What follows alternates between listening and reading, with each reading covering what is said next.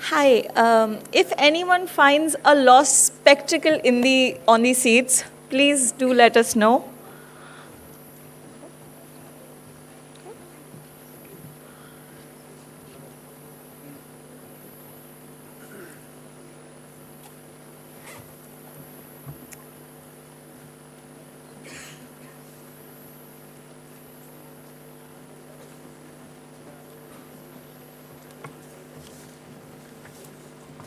Someone is in touch.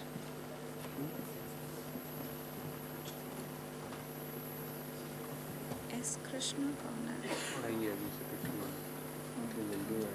Oh, sorry.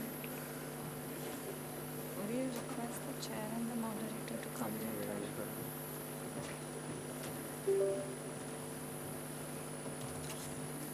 Start. Oh, moderator. Sir. Sir, please come on the stage.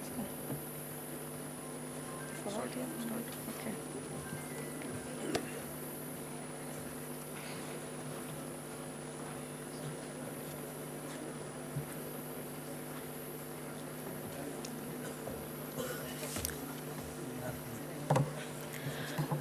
Good morning, ladies and gentlemen, and we are back to start the second day of our international workshop. We see some familiar faces and some new ones. We cordially invite all of you to this workshop. Hope you are very excited for the sessions we have lined up. And without any further ado, let's dive in. And let me introduce the topic for the fourth session, Transforming Urban Land Records and Management, Case Studies from States. For the session, we are honored to have Mr. S. Krishnan, Secretary, Ministry of Electronics and Information Technology, Government of India, as chair of the session. Mr. S. Krishnan is a 1989 batch IAS officer of Tamil Nadu cadre. He has a variety of experience and has served in International Monetary Fund.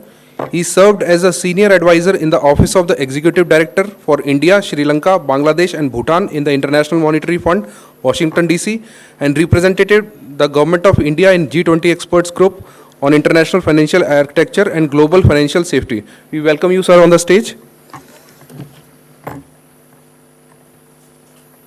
Now let us welcome Mr. B.K. Agarwal, former Secretary to Government of India and Chief Secretary of Himachal Pradesh, as our moderator of the session.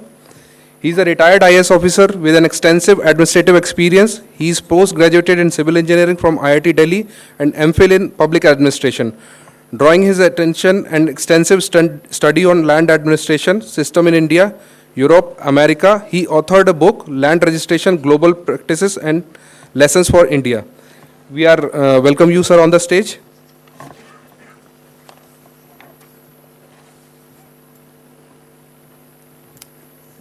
Now, may I very briefly introduce our speakers to you. The first speaker, Mr. N.K. Sudhanshu, Director General, Yashoda, Pune, Government of Maharashtra. Second speaker for the day, Mr. Munish Mudgil, Special Commissioner Revenue, Bruhat Bengaluru Mahanagar Palika, Government of Karnataka. The third speaker, Dr. Om Prakash, Director Land Records and Surveys, Assam. The fourth speaker, Ms. Anubha Srivastava, Commissioner Land Records, Government of Madhya Pradesh. The fifth speaker, Mr. Shrikesh B. Latkar, Commissioner cum Director, Land Records and Survey Settlement Department, Government of Andhra Pradesh. And the sixth speaker, Ms. Kavita Padmanabhan, Commissioner and Secretary, Housing and Urban Affairs, Government of Assam, Guwahati Property Taxation. May I please ask the moderator, sir, please take over from here.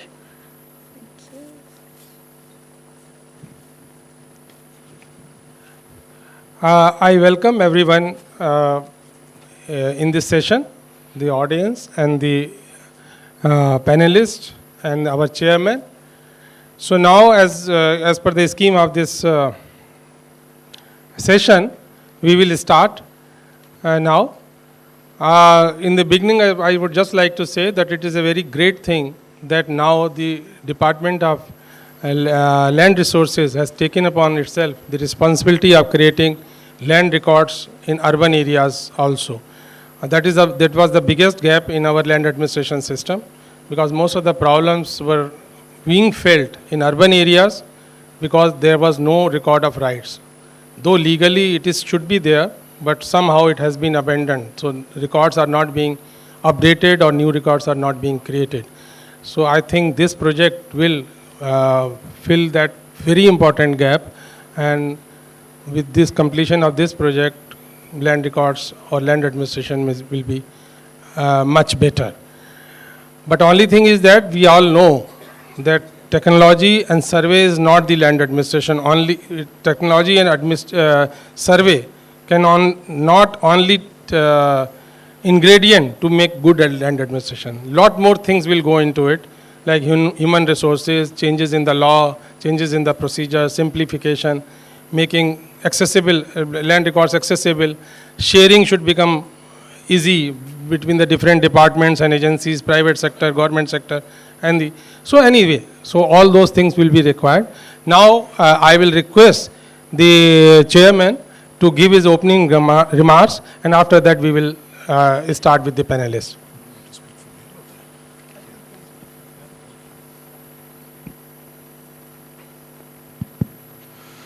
Good morning. Good morning, the moderator of the session, Shri B.K. Agarwal, fellow panelists, the Secretary, Ministry of Land Records, my friend and colleague, Shri Manoj Joshi, Shri Kailash Satyarthi, the Joint Secretary. I think it's a wonderful idea that the Department of Land Records is actually holding an event of this nature, an international event, to learn from experiences from across the country and across the world on what can happen with land. When we started our career 35 years ago, land and land-related records were a very important part of what was taught to us. Somewhere along the line, by the time I was a deputy director at the academy and subsequently, a lot of this lost some steam, but I think we are now coming back to what is really critical in terms of land, and this period in between has seen a considerable appreciation in the value of land, and as an economic asset it means a lot to people who actually hold it, and you can really unlock huge economic benefits for a large mass of population if you are able to manage your land records and if you are able to give some certainty regarding the rights which relate to land. And that is how significant it is from an economic perspective. Equally, it makes a huge difference in terms of what can happen for even ordinary families or for poorer families in terms of housing and in terms of other benefits. It's interesting, many of our housing restrictions had a minimum plot size before you could grant permission.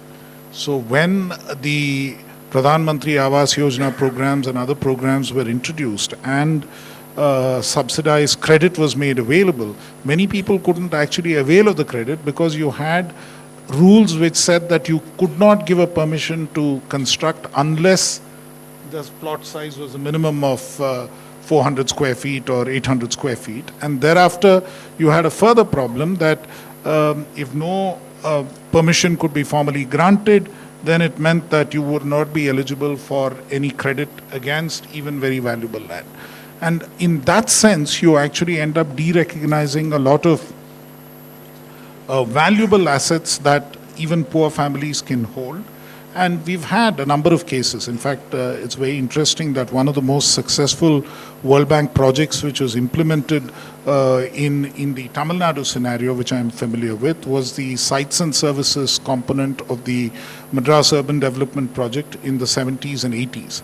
And those assets which were transferred to people on that basis today are so valuable that they have actually resulted in many families beating the trap of poverty and being enabled to actually monetize on very, very useful and very, very valuable assets.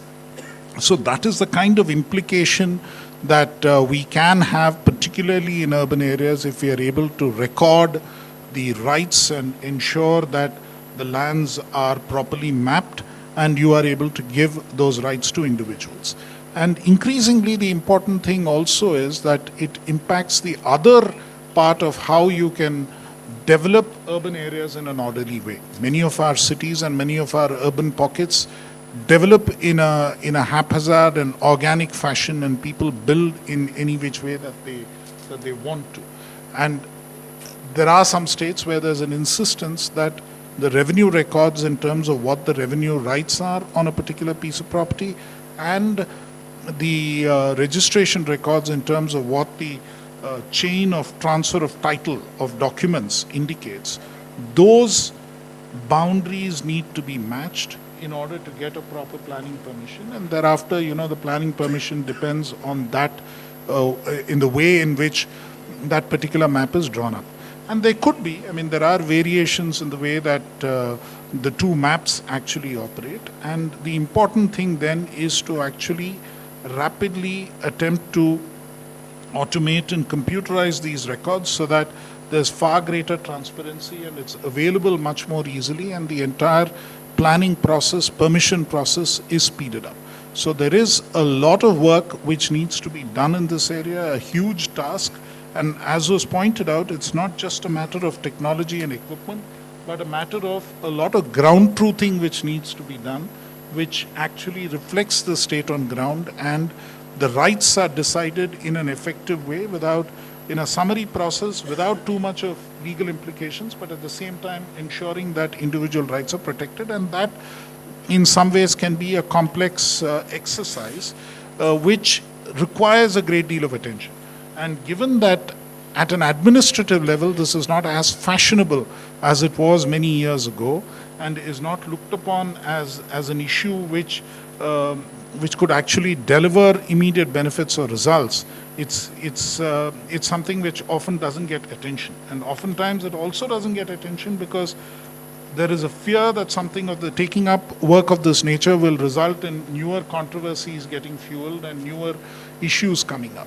So as very often happens, what is important but difficult sometimes doesn't get done. But I think that is where the will is really required to be there. And today, as we see, we have all the states which are represented, and ultimately land is a state subject, and land tenures in this country vary widely from state to state in the way that the original rights are written up.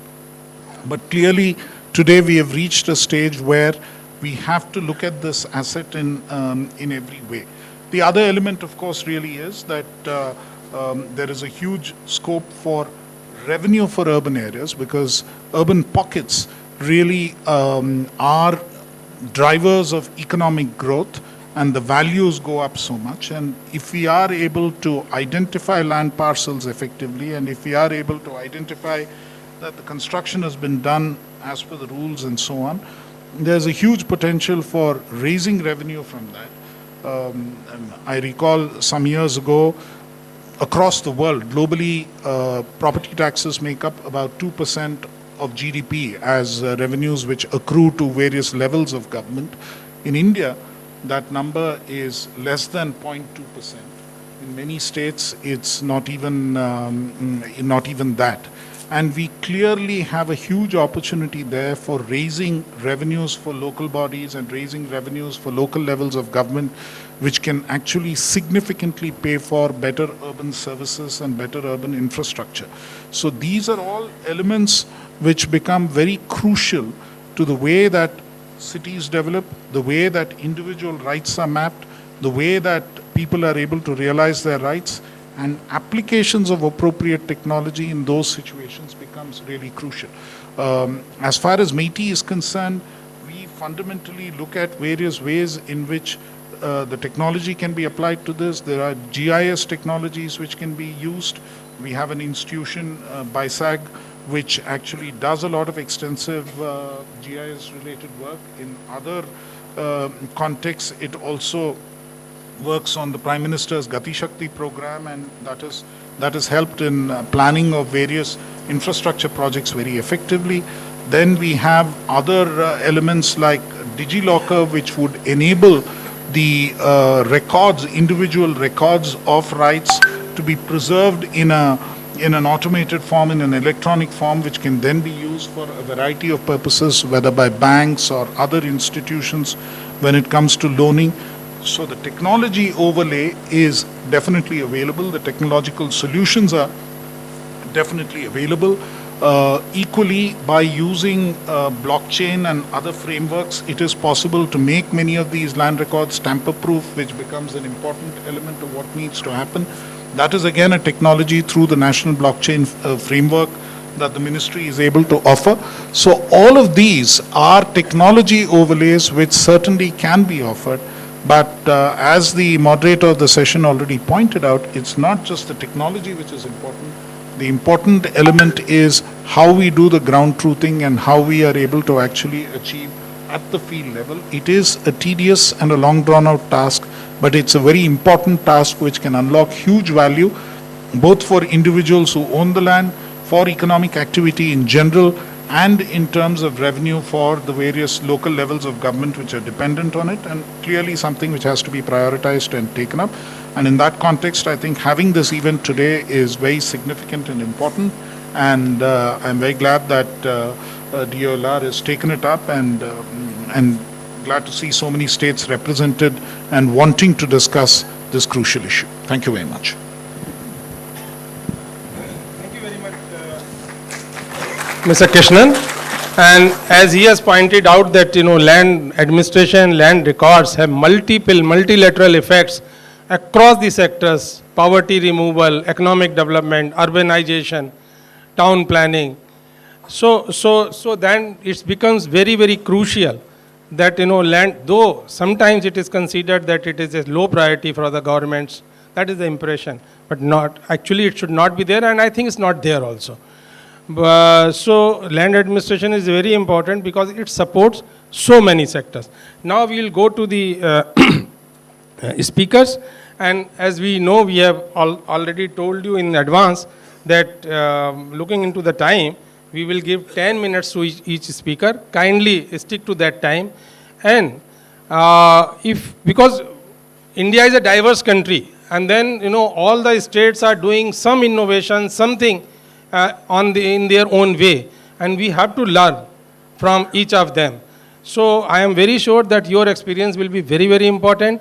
Kindly, if you can stick to the basic concepts, you can avoid processes and the outcome. And outcome in terms of efficiency in the government processes and services to the people, because that is very, very important. Whether our better land records or better innovations or better technology actually leads to better services to the people, that should be one of the very important parameter. Of course, efficiency in the government processes like tax collection or regulation or whatever, that is also very important. So now I will invite Mr. N.K. Sudhanshu, Director General Yashoda Pune, Government of Maharashtra, to make his presentation. And Mr. Sudhanshu, I think he has been introduced already. Thank you.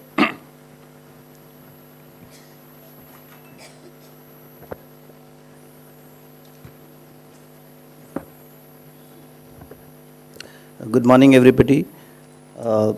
Let me first of all thank Department of Land Resources for organizing this event. It's like merging technology with land administration, and as Krishnan sir was saying, he was our DD when we were probationers, sir. And coincidentally, sir, when I was in academy, some of our probationers are here as working in the land in various states. So 3 generations, you can say, sir. So merging of technology is now happening in land record, and it is very important that not only the rural land record, which has been the traditional records that we have been looking at, we are now focusing on urban record, which is very important, not only in terms of ownership, planning, but also ease of doing business and resources for the state. So I'll be talking about the city survey system or the town survey system in Maharashtra, which is already existing for a long time now.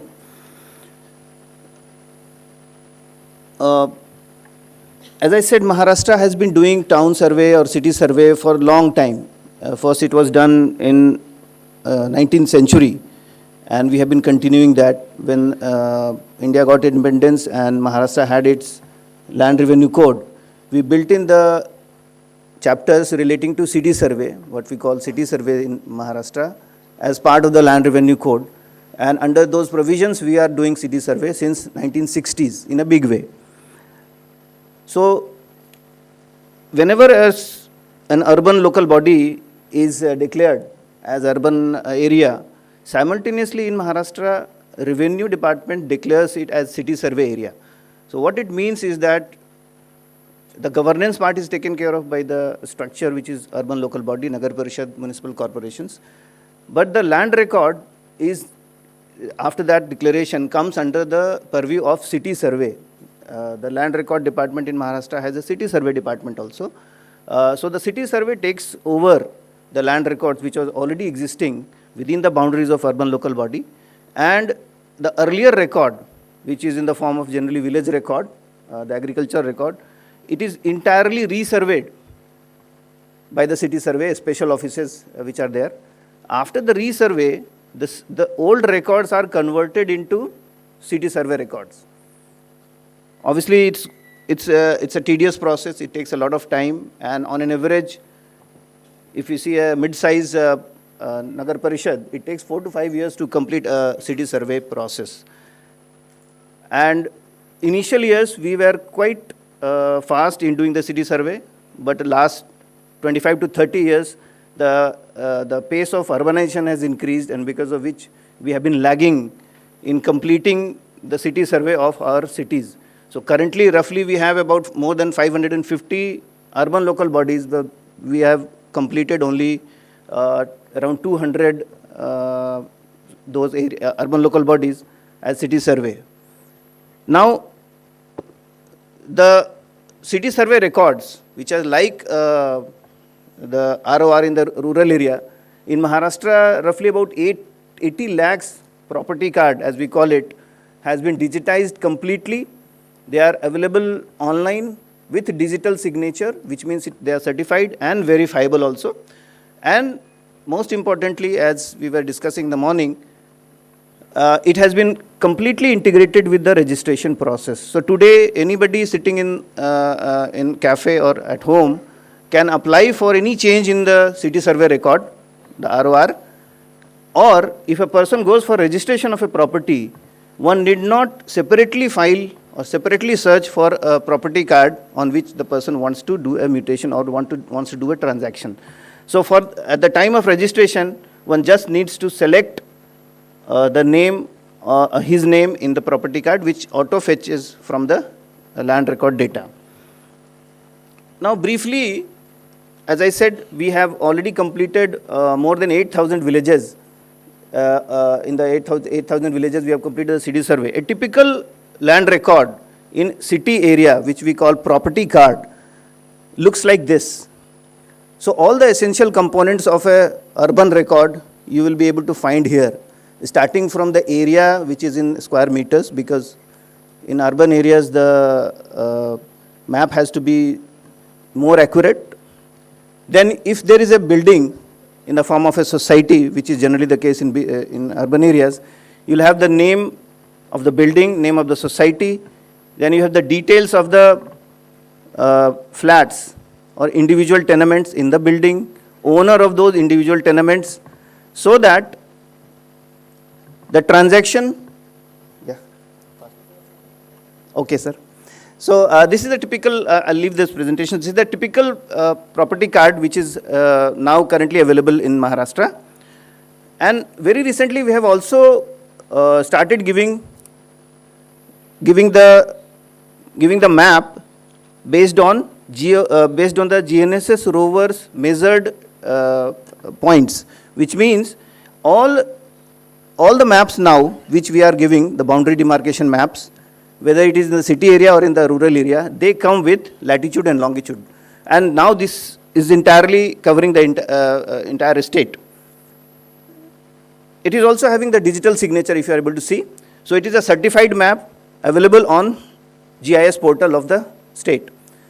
Now this is the process in the summary. I will not go into the process. And I'll just explain some of the pilots that we have done. We have done the pilot, as I said, it takes a lot of time to do the city survey. Now to fasten the process, we have started using the technology which we are currently having. We are using drone, we are using the rovers to take the data and work on it so that the process which used to take 5 to 6 years, now we think that it's going to take maybe 6 to 7 months or up to 1 year for a middle-sized city. So first what we do, after declaration of the city survey area, we demarcate the boundaries of the area of the city. Then we do the digitization. After digitization of the old maps, we superimpose them on the images that are obtained from the drone survey. There is a challenge here, but generally it fits. Then the layouts which are already approved by the urban local body in the past, they are digitized and superimposed. There again we have a challenge, but around 80 to 90% they fit. Then the ground truthing happens.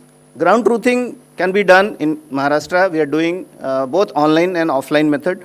Ground truthing means that we go to every house, we demarcate the boundary using rovers, or sometimes even ETS, or a combination of ETS and rovers, and we put it on the GIS. This is online.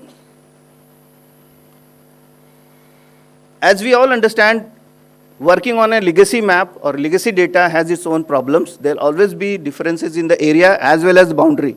So the boundary as well as area difference is pointed out automatically when we are doing this, and we are in a position to point out which are the plots do not matching the legacy data, and we work on it. And then the ownership related inquiries happen door to door. And this is a very important part where I would like to explain a bit. So what we have found out from our pilot, that if we promulgate everything together after inquiry and after ground truthing, there's a lot of confusion that happens, because even if they say 20 to 25% of the area and boundary do not match, that's a huge number for a city, and to tackle those problems is going to be really difficult. So what we decided that we will first mark out the areas which are public, like roads, utilities, open areas which are owned by either the urban local bodies or the government. So we first promulgate that data so that there is no confusion on that and everybody agrees. Once that is done, we then go for open space and other utilities owned by the government. So after these two things are clear, then we promulgate the layouts, the sanctioned layouts which are legal, which has been approved by the urban local body. Our experience has been that once these three are taken care of, a good amount of area inside the city survey area is already taken care of. And then we also mark other utilities like stormwater drains, etc.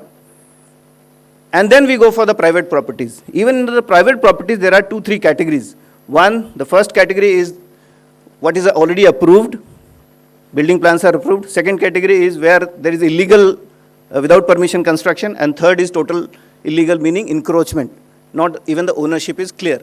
So everything is now promulgated in phases, and the promulgation also happens online. Anybody can go and... Mr. Sudhanshu, you have to finish now. Yeah, I think so last 2 slides. So once the decision is taken after promulgation, the sanad or the certificate of ownership and the property card generation happens, and it automatically goes online. So our experience in these 5 Nagar Parishad have been that we have been able to go to a very, not 100%, but good accuracy, where we only have to deal with 10 to 15% of the properties which are not matching.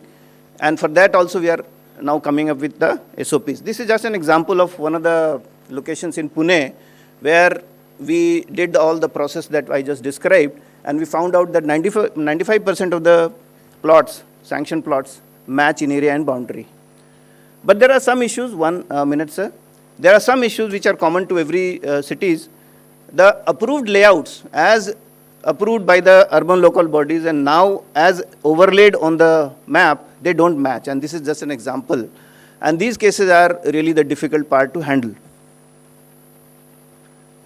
some cases, the open area shifts. On the ground, the open area which has been sanctioned, it is located in some different area. Those cases also needs to be handled, and these need to be handled by the urban local bodies.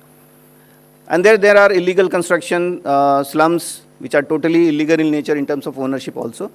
But there are provisions in the MLRC under special acts, slum rehabilitation acts also, to handle these situations. One of the issues which came to us as an important challenge is coordination with the urban local bodies. But I hope that with the integration of the technology or the data of which is lying with the urban local bodies in terms of property tax data and land record data, probably this coordination will be done. Thank you. Thank you very much, Sudhanshu. You have told that, in Maharashtra has a long tradition of making urban records, but only thing is that, as you told that, as soon as the villages merged in urban areas, whole this village is resurveyed. I don't know whether it is actually required in other states who will be taking up urban areas, because most of the urban areas is formed out of by merging the rural areas, where cadastral records may already be existing. Maybe that you have to say change some procedures, and maps. Our surface does not change, only ownerships change. So maybe that whether same records can be used and they can be improved. And perhaps Bangalore has tried that all the old records of village records, they were able to superimpose their new plans on that. But anyway, Mr. Munish Modgil will tell in detail, and he has a long experience in the survey and settlement department and in the municipal corporation. Mr. Modgil. And kindly take 10 minutes on. Thank you, everybody. I'll try to stick to the time limit. And I firstly, from my heart, congratulate Department of Land Resources and Secretary, sir. I feel it's a very core area which is close to my heart, and it's a very important one. And my speaker, the chair and the moderator, sir, have said everything. I'll not repeat it here.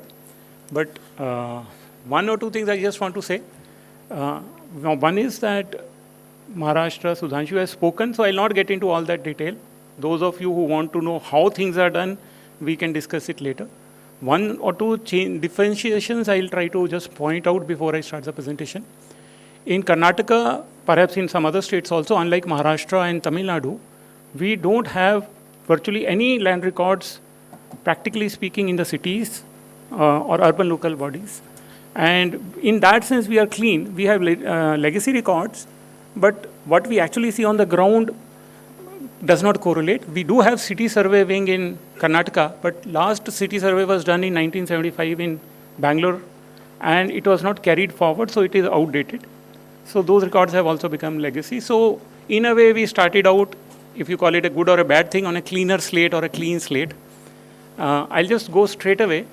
What I will show is what we have done in Bangalore, and the conclusions I will tell you first, because detailing I can tell you later. A city as big as Bangalore, with the approach we have adopted, can be completed, it may sound very ambitious, in about 1 to 1.5 years' time. I'll just show you. Next. Next. Okay, I have to do.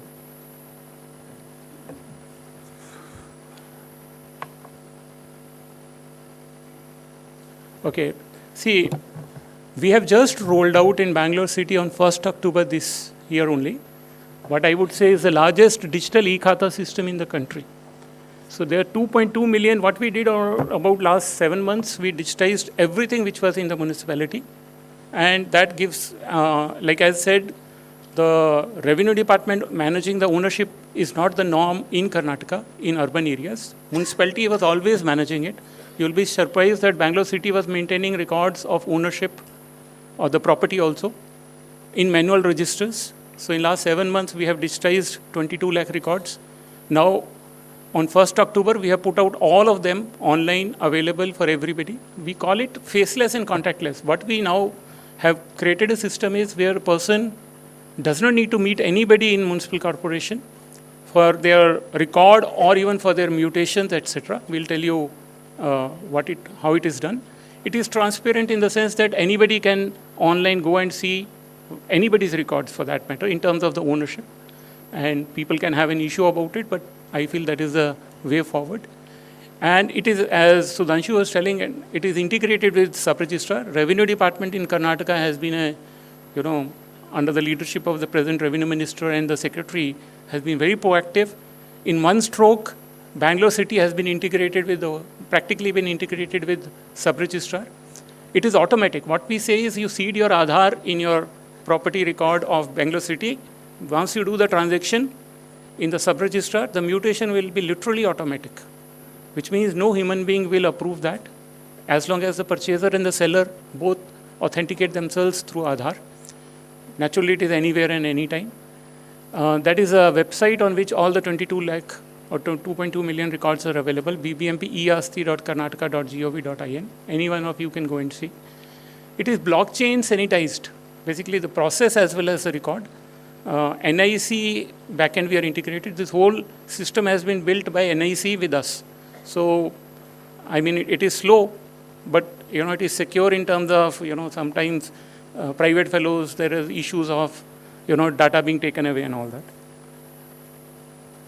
How we did was that I can just tell in a very brief way. I was survey commissioner and presently also the commissioner survey. We carried out each inch of flying of drones through drone of the city of Bangalore, and then we have digitized almost 78% the land parcels or the polygons of Bangalore city in that process, something similar to what Sudhanshu said. And as I said, now in last 7 months, we have digitized all these 22 lakh property records, basically property tax records, but that is what is de facto property ownership record in Bangalore city.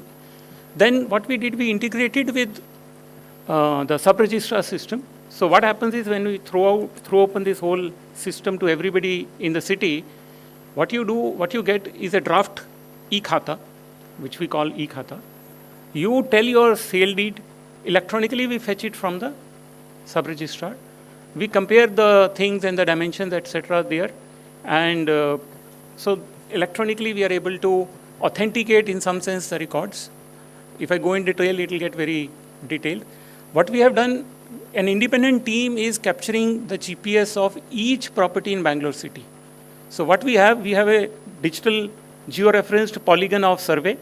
We have a digitized textual record of the municipality. We have the chain of sale purchase of sub-registrar. We have a GPS team going house to house, capturing the GPS of each property.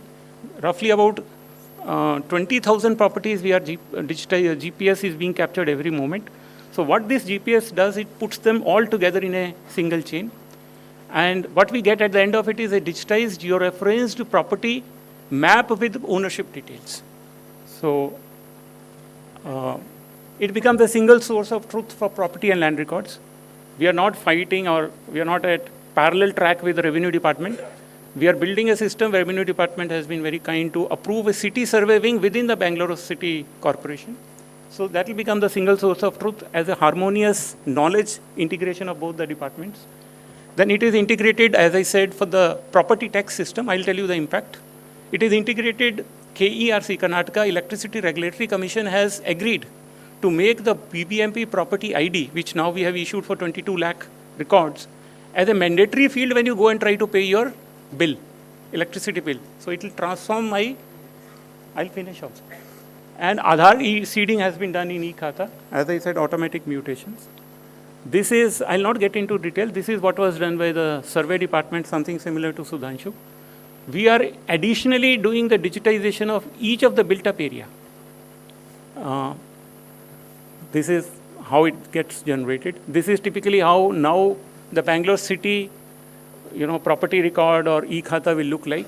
On the right side page at the bottom is both digital sketch and the overview image, which we got from the Revenue Department, but it will be added with the built-up area. I'll not get into. What I want to say is there were 7-8 systems. We brought them together, and our approach has been modular and not big bang, which means incremental, which means we don't try to do everything as a single system. We pick the systems separately and stitch them together. The benefit of such an approach is you can be live from day one. I can explain if questions are asked about it. Sum of multiple small simple systems, which is Gall's law. I'll just tell every complex system that works is sum of simple systems that work. A complex system designed from scratch never works and cannot be. This is, anyhow, I'll not get into it. Okay. The highest, I can tell you, last year we were the highest property tax collectors in the country and in a city. Now, driven by georeference, digitized map and records, this is what we are expecting. This year, we will be crossing 5,000 crore rupees in the property tax collection, thanks to what work we have done now. And 25% jump in the property tax collections. We expect in next 2 years to going from last year 4,000 crore to this year 5,200 crore to 6,700 crore next year. I can explain, if you get into detail, the sky is the limit to improving the things. Thank you very much. Thank you very much, Manish. And very important point, because there's some differences he has brought out with the Maharashtra approach. While Maharashtra had problem in coordinating with the urban local bodies, he says that they were perfect coordination between the Survey and Settlement Department and the urban local bodies, and that is the required. Second thing is that he said that the records, actually property records of municipal corporation became de facto only became single truth. Most probably in urban areas, property records will be used. But only thing is that the difference in record of rights in rural areas and urban records is that in rural areas, record of rights, there is a specific provision that which gives its presumption of truth. That entry in the land records will be presumed to be true unless proved otherwise. And there is a whole process to challenge that entry and then get it corrected. In municipal records, probably that process or that support of law is not available. So either that has to be built into those tax records, then probably they will be equivalent to record of rights. And because municipal committees have interest in collecting tax, they will be maybe that they are more interested in maintaining such kind of record. So thank you very much. Now I will request. So, excuse me, sir. I'm sorry to interrupt. Can I take a minute? Yes, ladies and gentlemen, the Secretary Mighty, Shri S. Krishnan, has an important meeting. So we'd like to thank you, sir, for taking out the precious time and agreeing to chair this session. I request Shri Vijay Kumar, Deputy Secretary, Department of Land Resources, to please give you a token of appreciation from the Department of Land Resources.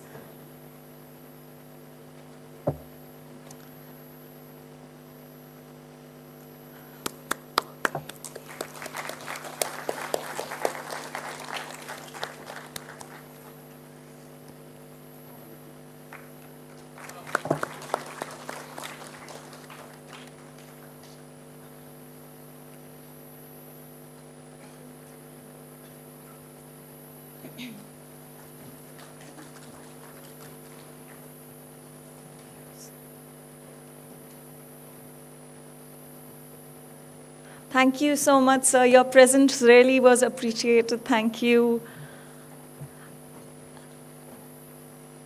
I'd like the moderator to please carry forward this session, sir. Thank you. Thank you very much. Now I would request Mr.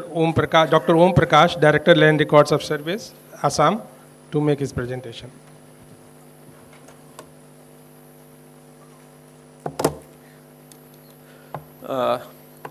Good morning all. Regarding modernization of urban land records in Assam, I will focus on what kind of you can say arrangements we are having and how we would like to go ahead.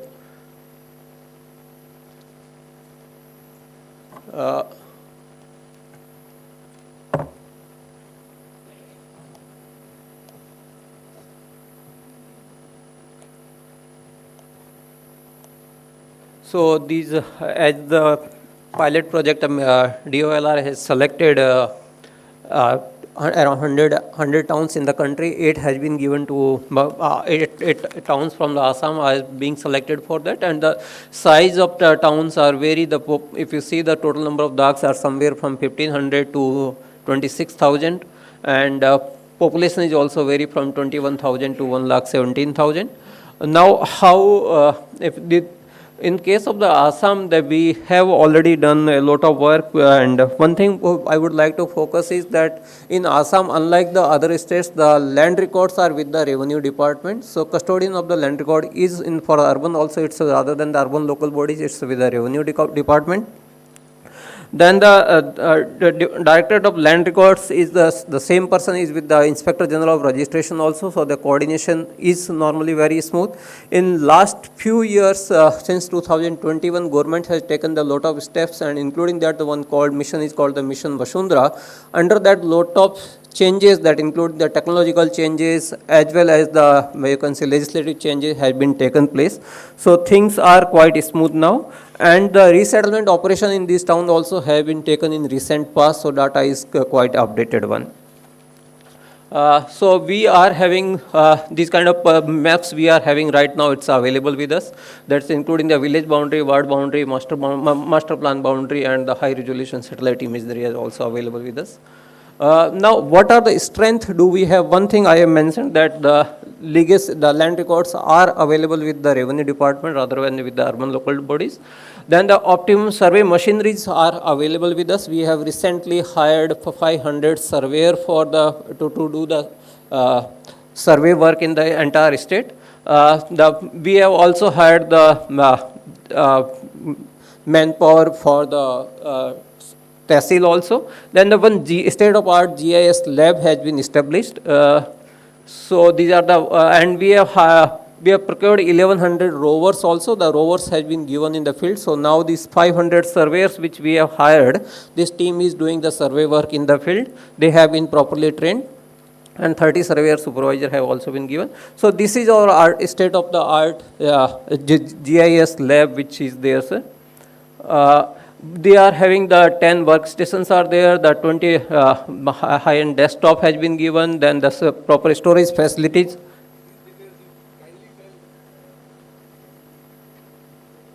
Sir, just 5. I will finish within the time, sir. These are the available, and what the activities the GIS lab is doing, sir. The quality control of the drone imagery for to be used for the resurvey of the cadastral village as a base map, sir. Special adjustment of the digital cadastral map for the revenue villages of Assam and QC for the same has been done.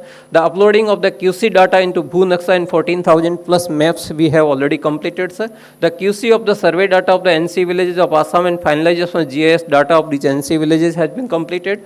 The QC and archival HRSIS of the entire Assam has been completed under the PM Gati Shakti, and digitization of the cadastral map and resettlement in 3 districts which were there, it was missing there, we have completed that, sir. So now what would be there, once this has been done, sir, what would be there is that the QQ and QC of the survey data that we will do once this survey, because this survey, I am talking about for those 8 the towns, the teams will be visiting in the field, sir, because entire preparation has been done, and the GIS map, this GIS lab is ready for do the back-end work.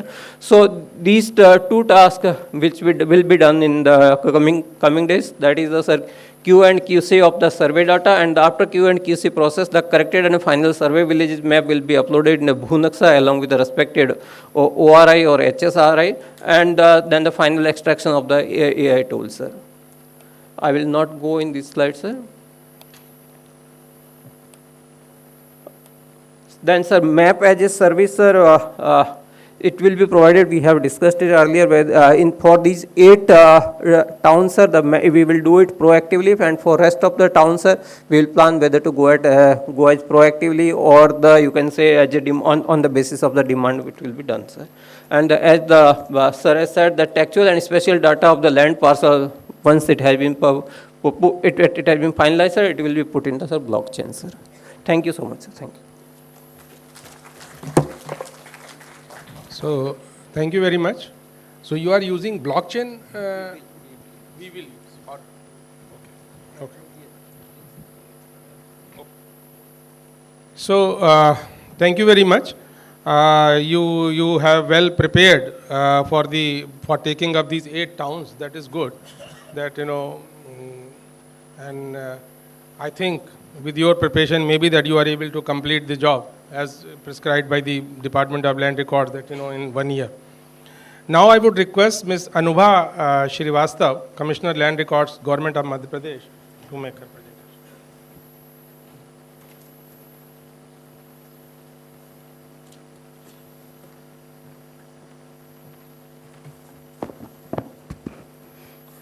Good morning, everyone.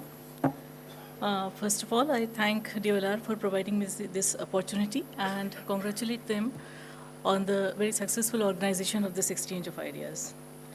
As we all know, accurate land records are the foundation for effective spatial planning and sustainable urban development. And spatial data is all about where observations are in relation to each other.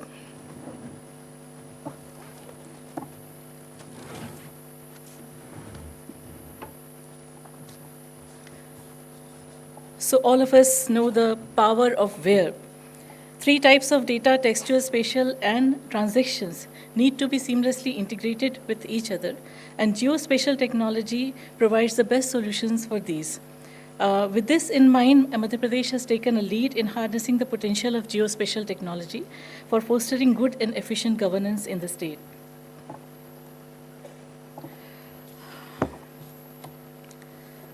Madhya Pradesh realized that data organization and legal framework go hand in hand, and we have made some rules and enactments, like we have amended the Madhya Pradesh Land Record Code and provided that the maps should be prepared on 1:500 scale. We have codified our survey rules and protocols. Alpin has been made a part of our Khasra document, and also we have incorporated the plot and block concept in the Khasra document itself. We have also introduced the concept of sector, which may or may not be coterminous with word. It's a group of blocks. Madhya Pradesh has done a lot of work under the Swamitra scheme, and the process flow of Swamitra has been described by my colleague yesterday in his address from the MPSC-DC side. So I'll not go into the details, but the process is end-to-end online, and legal sanctity has been given to the digitally kept record. Under the Swamitra scheme, we have so far completed the drone fly, and 25 lakh plus records have been prepared and distributed. And we hope that by the end of December, we reach the scheme saturation part. So there have been a lot of learnings from the Swamitra process, which we have used in our urban survey efforts.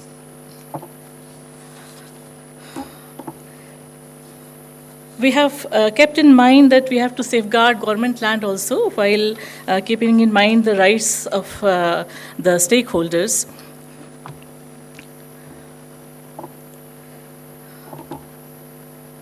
I would like to delve on this slide in detail. As I've already said, survey rules have been notified and high-scale map and geometries are being used. The legal provisions made in the MPLRC, apart from introduction of blot and plot concept, also include the modification of our database schema and referencing with earlier land parcel. Yesterday, someone from IIT background asked a question about linking the legacy records with the current records being made, and we have made some effort in this regard. The Khasra format has been amended so that the flow of the pushing of data becomes seamless. The data has been published on our authorized Bhulek portal. A detailed exercise was undertaken in collaboration with the IGR, TNCP, MapIT, and the UAD department. And under the signature of the Principal Secretary, UAD and Revenue, guidelines have been notified for joint survey efforts. Block and plot concept have been successfully implemented in the Swamitra scheme, and they have been replicated in our urban survey efforts. In Harsud, we have completed 4 sectors out of the 17 sectors, and in Shahganj, we have completed the first publication for 1 sector. Madhya Pradesh has earlier taken up 50 towns, as was discussed yesterday, and in 34 out of these 50 towns, we have completed drone fly feature extraction and ortho rectification, and in 3 of these, we have completed the ground truthing efforts. The image that you see here is of Katara Hills, Bhopal. It is a drone image, and the red lines depict the sectors, and the small classifications, they represent the block and the plots. So a detailed landscaping is being done using the modifications that we have made in the rules. This is the Adhikar Abhilekh, or the record of right from Shahganj of Sihor district, and you can see how the document includes the block, plot, and the old Khasra references.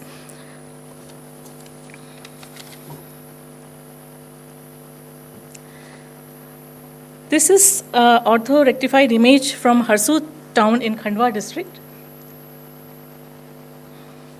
The blue line that you are seeing is the Khasra overlay on this ortho-rectified image.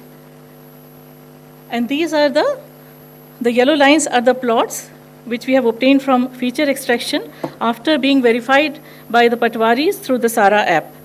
The ROR details have been, the ROR details we have achieved from the spatial intersection. So this superimposition of feature extracted plots 1:500 on legacy Khasra map, 1:4000 scale, this is our effort to link the legacy records with the current record. And in the previous slide I have shown how the old Khasra references have been earmarked on the Adhikar Abhilekh. We are using sophisticated technologies for harnessing the spatial data. 90 core stations have been commissioned in Madhya Pradesh successfully, and all of these are functional. We have a separate state command control center established in Bhopal at our MPSCTC headquarters. And in addition to mapping, we are also using the core services for demarcation, and so far 4,000 plus demarcations have been performed. 500 rovers may connect at a time at this state command and control center. We are also using spatial technology in other efforts like digital crop survey. We have also engaged around 80,000 local youth for doing this survey exercise under the supervision of Patwari, and these 80,000 local youth have been provided orientation and training for the use of spatial technology.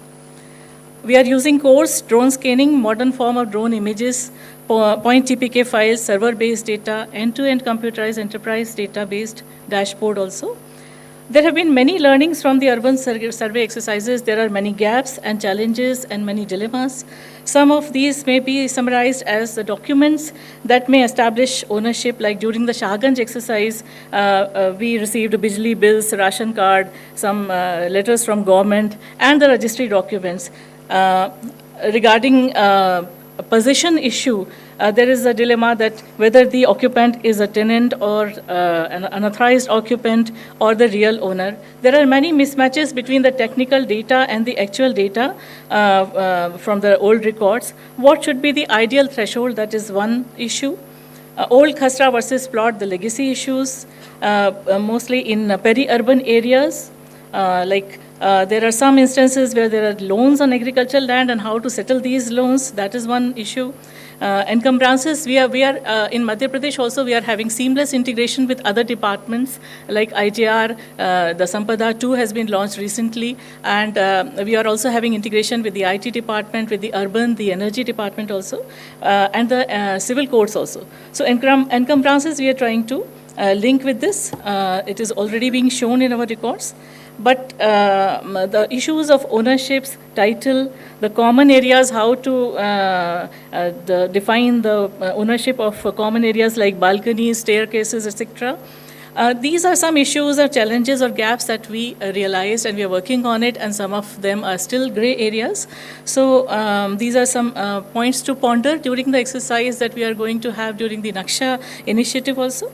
So there is another dilemma that while we choose a pilot, a POC, whether we should start with a peri-urban area where the need is more urgent, or from the core of the city where things are already being settled. Anwar, will you please kindly wind up? Right. We are using the technology, we are harnessing the spatial technology in some of our apps like the Simank app you can see.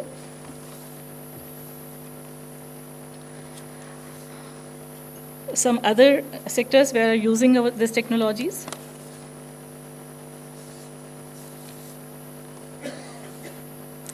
Some other initiatives that Madhya Pradesh has taken are Cyber Tehsil, end-to-end online mutation process, integration with courts, banks, and other departments, as I have already told, online mortgage process, online change in use or deemed diversion, online services for encumbrance certificates. We are also working in collaboration with BISAG and DOLR for the Gati Shakti efforts.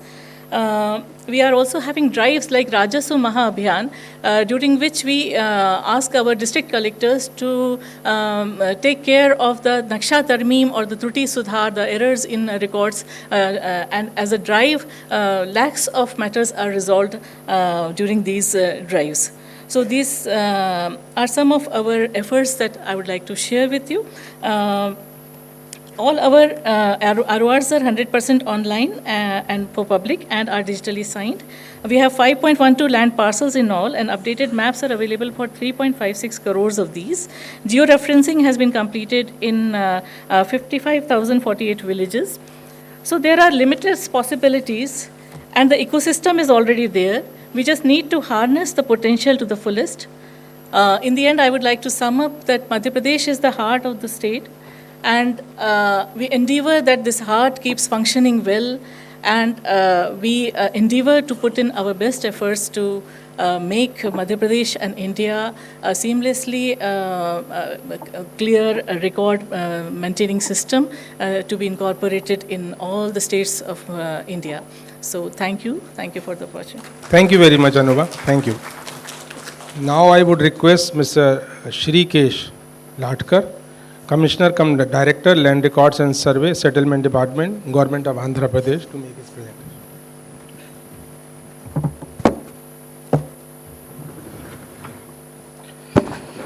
Very good morning to all. Greeting to the moderator, the fellow panelists, and everybody of the dais. We have taken up this resurvey project in Andhra Pradesh state. So I'll try to cover two important points, like what we have already done and what we are planning to do as we go forward.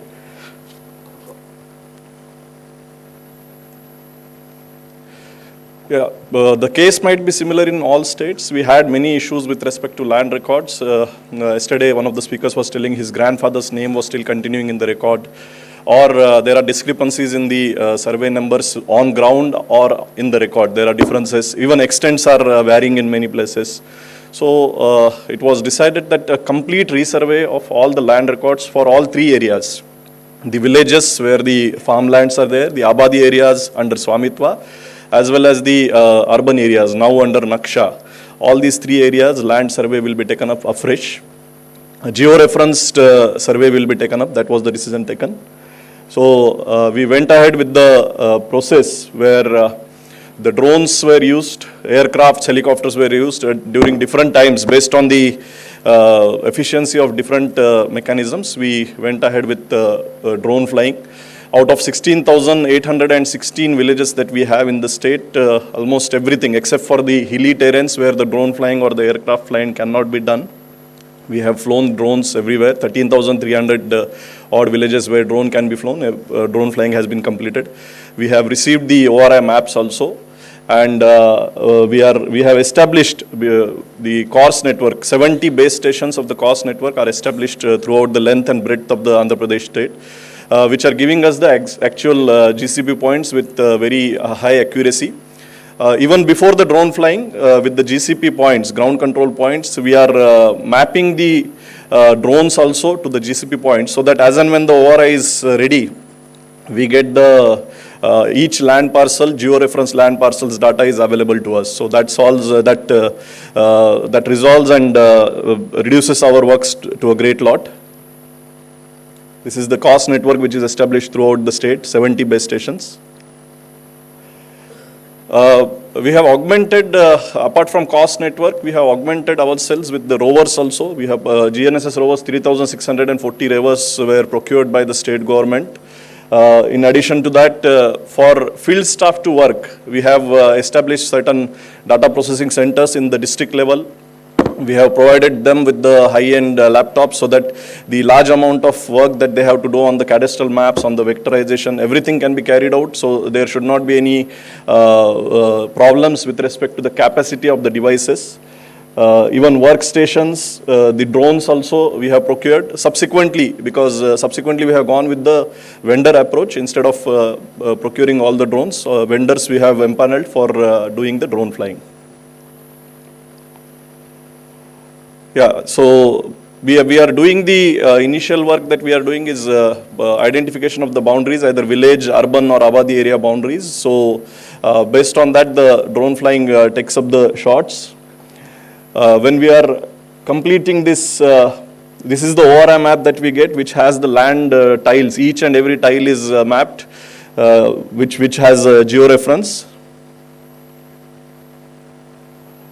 This is the most critical and most important process, most important step in the whole process. Ground truthing, as many of us have been emphasizing on that.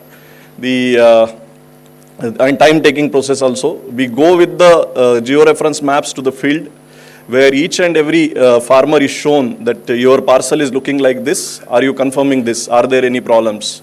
So we compare it with the existing record also, as well as on ground possession. That is our basic benchmark. Whatever is the possession on the ground, that is taken as the basis. If somebody on the record is having, let us say for example, 1 acre, but on ground he is having 90 cents, or on ground he is having 1 acre 10 cents, then we go for whatever is on the ground.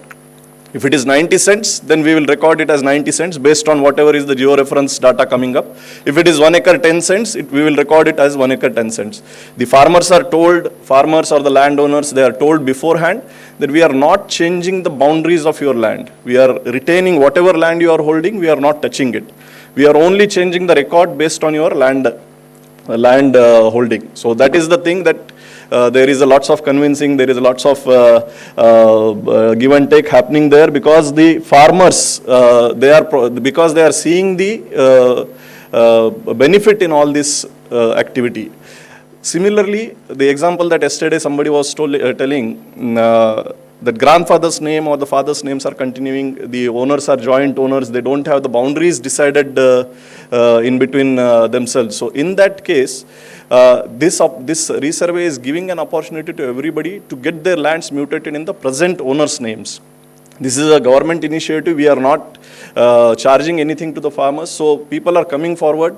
So far we have completed around 6,600 villages and around 1,300 Abadi areas where this work has been completed, and more than 10 lakh mutations have been carried out during this whole process. So that is acting as a biggest draw for the whole process, because people are coming forward themselves saying that in our village, in our Abadi area, the process has to be taken up. Why it is not yet taken up. So that acts as a kind of a demand-driven rather than a top-down driven system. Slowly it has catched up upon like that. So this is the ground truthing process. Then based on the ground truthing, we are preparing the maps. We are issuing we are allotting the land parcel numbers to each and every tile, georeference tiles. Yeah, ground validation. Again, once this record is prepared, we go back to the owners. We show them that this is the new LPM number getting allotted to you. All this process is being done by issuing the proper notices under the Act, the Surveys and Boundaries Act. We have to issue the notices to them. We have to get their feedback. If they are agreed, then only we can go ahead, or there is a process of arbitration, a mobile magistrate which has been deployed by the state government for each of the taluks. They have to resolve these grievances, and then only they can go forward. Very minuscule cases, less than 1%, even after all these processes are followed, they are not able to satisfy. Then there is the option of finally the civil suits have to be done. And these cases anyways are existing in the present land record. So apart from those less than 1% cases, everything else gets resolved. So Shrikesh, you have to wind up. So as I explained, this is the final record that will be prepared based on the notices that are given and the participative process, including Gram Sabhas conducted. This is the final record. Every single land parcel is geo-referenced. We give a record of right like this after the resurvey is over, where each and every landowner will have their geo-reference maps, the field measurement books which are provided to them, and all the details with correlation of the previous survey numbers also is given to them, so that in case of legacy issues, in case of valuation of the lands, that can be carried out without any problems. This is the participative process. We have taken up same process in the urban areas. Urban areas we have started a bit late, so only one of the towns we have completed the complete process. The standard operating procedure is same. There is no change, except for in urban areas as well as abadi areas. One problem that we are facing is there are multi-story buildings. So here we are not creating a digital twin per se, as yesterday some of the speakers were explaining. We are only creating the land record. We are creating the footprint of the building. We are taking only the land records. On top of that, the local bodies, either the panchayats or the municipal bodies, they will build up their property tax records subsequently. So only the land records are getting prepared. So this is the same process, same standard operating process for the urban areas also. We have completed issuance of property cards in a few of the towns. Tadepalli-Gudam is one of the first pilot project towns that we had done. And apart from that, 1371 abadi areas, which are very similar in urban aspects. So there also we have issued the property cards. Thank you so much. Thank you very much, Shrikesh. So now I would invite Ms. Kavita Padmanabhan, Commissioner and Secretary, Housing and Urban Affairs, Government of Assam.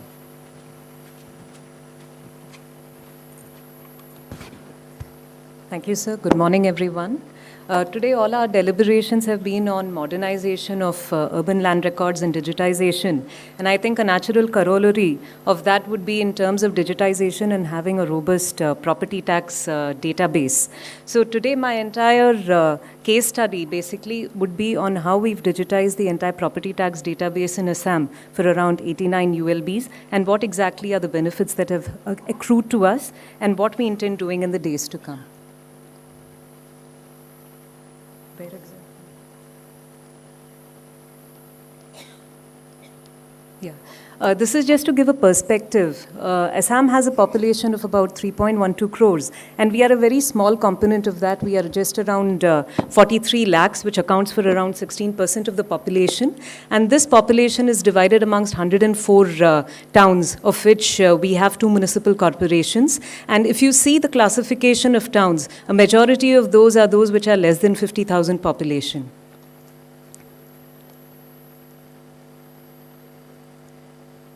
When we come to the issues that plague the ULBs,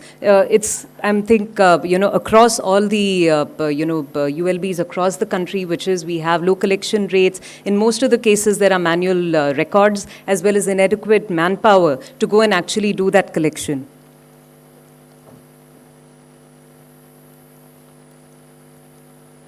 Am I doing it correct? Can somebody just help?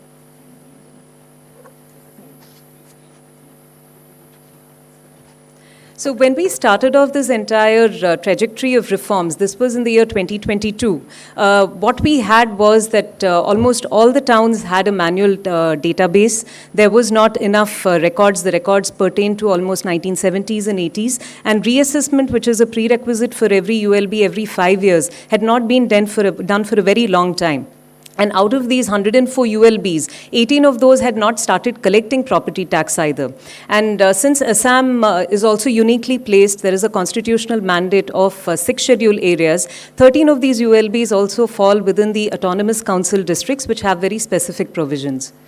So this is just to give again an indication of when the reassessment was done. So barring one ULB which was on track, the rest of them had not done their reassessment exercise. And we had ridiculous property tax rates of 1 rupee and even 50 paisa in certain ULBs. So this is the way in which we went forward. Sometime in June of 2022, we started this pan-Assam exercise for all 103 ULBs barring Guwahati, which already had a digitized database. There was a cabinet approval for this, and keeping the district commissioners as the fulcrum, the entire survey exercise was started in July of 2022. And this was done through self-assessment camps to begin with, and thereafter ground truthing was done by the ULB functionaries on the field. And this entire exercise was completed in a record time of 6 months. So while we started in July, by March of 2023, we had completed this exercise, and the final notification was issued in the month of April. So what we could achieve was that 89 ULBs could finally notify their property tax rates, and this included 18 ULBs which would start collecting tax for the first time, and this covered about 1,131 ULBs.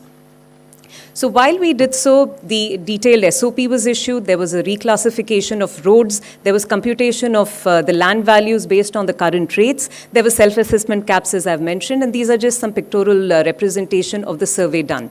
And while we did so, we did it on a background of GIS. So the entire exercise was done through a phone app. There was an assessment done on the field, and we were able to capture a lot of data. Alongside the details of the property tax holder, we also did an integration with the APD sale, which is the Power Distribution Company database, and this API integration was also done with them. And the right-hand side basically shows you the GPS coordinates of every single property tax holder. These are the details of the 18 ULBs which did their assessment for the first time. And subsequent to this exercise, from somewhere around 3,48,000 property tax IDs, we moved to around 5 lakh plus IDs within this short period of time. The collection also improved year on year to about 46%. So from a collection rate which was around 37 crores for these smaller ULBs, it jumped to around 64 crores within this period of time. And this is just an idea of how the property tax database looks like, the dashboard, which can be seen at multiple levels, both for the ULB functionaries, the executive officer of the ULB, and also at a higher level at the Directorate of Municipal Administration. And what we've achieved is an entire end-to-end GIS-based tax register, which are geotagged along with the photographs. So we not just have the detailing of the property, but also have the photograph of the property. There is a unique number which identifies every single property. And as I mentioned, there is real-time integration with the APDCL consumer base. And today, the entire property tax collection happens online. So wherever people have a limitation in terms of paying their taxes online, there is a possibility of giving cash as well, but the mandate is that within 24 hours, that data needs to be uploaded onto the portal. These are some of the GIS-enabled features that we have. The photograph on the top basically talks about the dots. These are every single property, and it gives us a detailing of who has paid their tax on time. So when there is a collector who goes to the field, he knows exactly who's the person who's paid tax, say, for about a quarter, maybe 2 quarters, 3, or finally, or somebody who hasn't paid. And the one below is basically at a ward level. So while the one on top talks about a PAN ULB level, you can also zero in at a ward level for every tax collector. And it is also integrated with GIS, with Google Maps. So today you can actually, in case there is a collector who does not belong to the ULB, but has been taken up on contractual basis, he can actually make his way to the concerned person's house for collection of taxes. On the right-hand side, what we've tried to also do is to use this data for better management. So what we tried the last 2 years was to give a database. So today, sitting in Guwahati, for example, or in any of your ULBs, you get the data of who are the tax offenders, the highest tax offenders, say, for commercial taxes, which can be, sorted out for a highest to lowest. And if you concentrate on, say, the top 10 offenders or the top 10% offenders, there is a possibility of you increasing your taxation, collection rates immediately. Similarly, on the top right-hand side, what we've also done is integrated this particular data with our trade license portal as well. So today, if there is somebody who's applying for a trade license, the prerequisite is for you to give your property tax ID. Unless and until that is done, it doesn't move forward. This is basically some of the year-on-year developments. And as somebody earlier had also mentioned, this is only, a tool, a digitization tool. What happens thereafter is, in terms of simplification and ease to the, the consumers as well as the citizens has to move forward. And there have been issues going ahead as well, especially in terms of manpower as well as infrastructure. But we've tried to, address this 1 year at a time. And we've seen a trajectory of almost 46% collection rates, and this time around we are expecting that the tax ratio, the collection rates would increase substantially compared to 23-24 as well. Kavita, please. Bye. Yes, sir. These are just the last couple of slides. In addition to this, what we've also done is to do the LIDAR survey for around 12 towns, the major towns. And the idea was that we, use this data for the purpose of creation of drainage master plans, considering the amount of artificial flooding that happens. And we've been able to, get the digital elevation model for these 12 towns. And this, in turn, would be integrated with the survey and the ground truthing, which we intend doing in association with the Revenue Department when we are integrating both the urban land records as well as the property tax database. This is some of the infrastructure utility mapping that is permissible through the system. And also, we are going online with the online building permission system very soon. And this would also have a facility of change detection, which is happening through our GIS portal.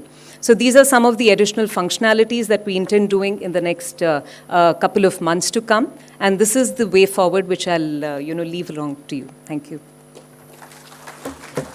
Thank you very much, Kavita. Or this is the situation that, they have to build their tax record and tax computerization without the special record. Now, probably with this project, when the records are made, then all these uses, all these application can be built upon that base map, which may not be existing in many of the cities. So now we have finished, and I'm thankful to the panelists that they have kept time, and we have finished quite in time, and there are 10 minutes when we can take questions from the audience. So kindly, yes, please.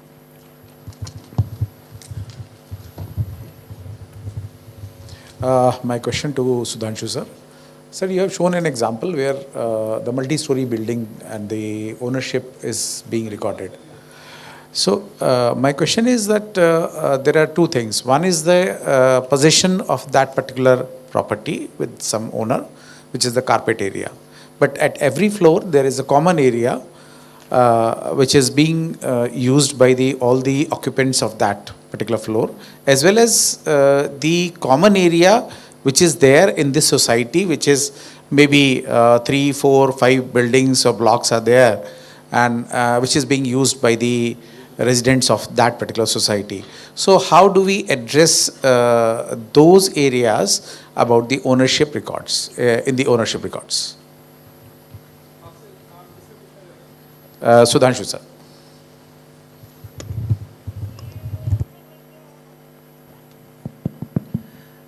So as we understand, the land record only deals with the land, first of all.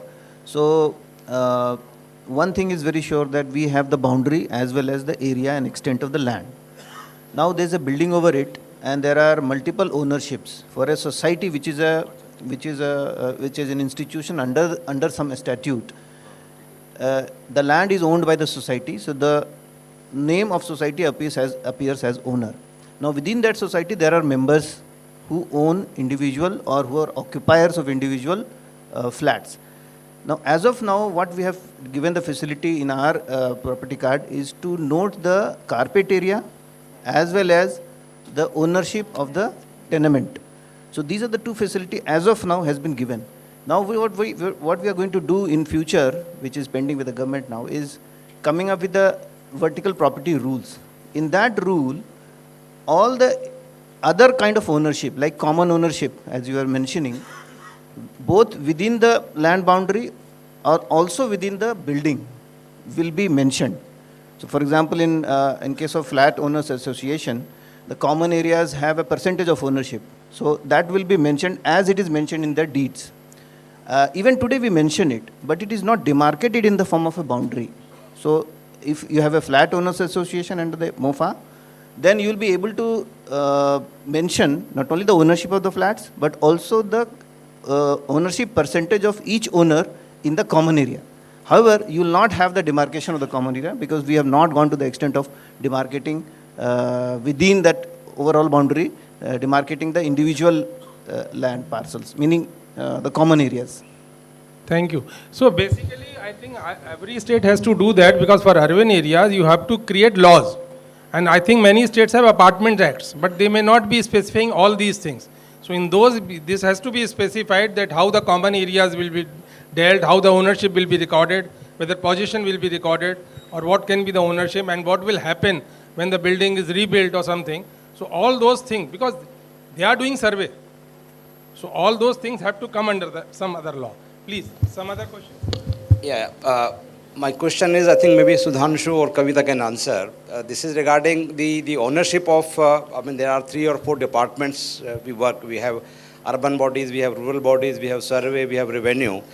So number one is what kind of coordination, formal mechanism in a state where all the departments are at one platform, they talk to each other formally. What is the legal framework you have to adopt the technology in your rules? And lastly, the ownership of whatever you generate records or the survey records or the land records, who owns up the records? Okay, let me try to answer your question. This is the issue. Basically, we have to see what we are making. So if we are making record is a very generic word. So in rural areas, we make record of rights, which is governed by a Revenue Act. And in that Revenue Act, responsibilities are given. Similarly, when municipal committee is making tax records, normally we take that as an ownership record, but actually it is a tax record. So in their municipal act, the responsibilities are given.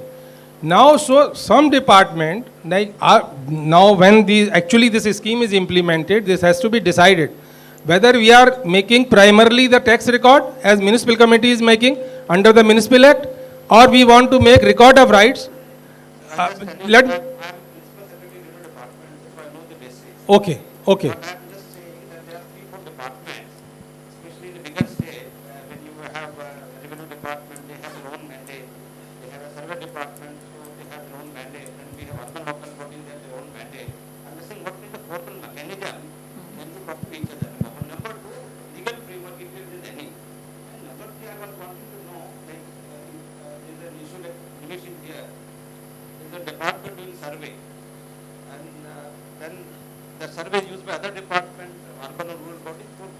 Records, maybe land records or property records, and doing assessment for the property taxes. I just wanted to understand what kind of mechanism we can assess. I am not living in Maharashtra. In fact, we have gone and we have visited few districts with our team. So your point is very correct, sir. What we do, of course, it can vary from state to state. What we decided to do was to take it to cabinet. So once it goes to cabinet and there is a diktat which comes in, all the departments already come in together. Like even our own reassessment exercise, we hardly had any manpower of our own. But because of cabinet decision, the district commissioner or the collector, as he is called in other places, he became the fulcrum for this entire exercise. So this is where we had utilized the cabinet as a way of bringing all the departments together, sir, concerned departments. May I add?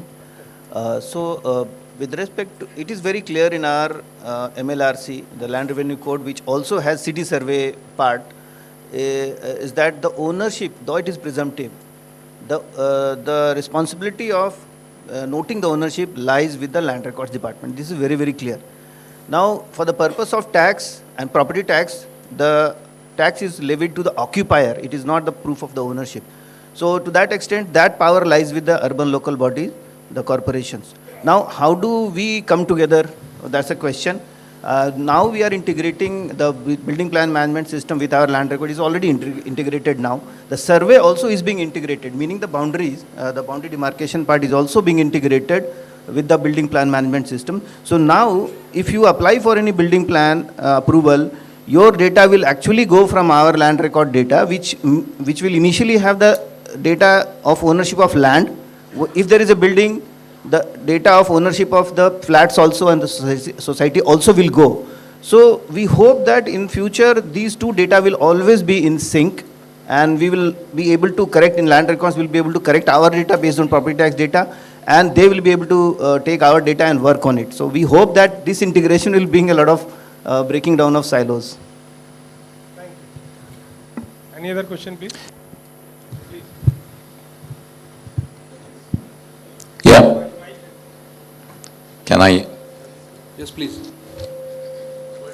Go ahead, yes. I am Jean-Philippe from the French National Mapping Authority.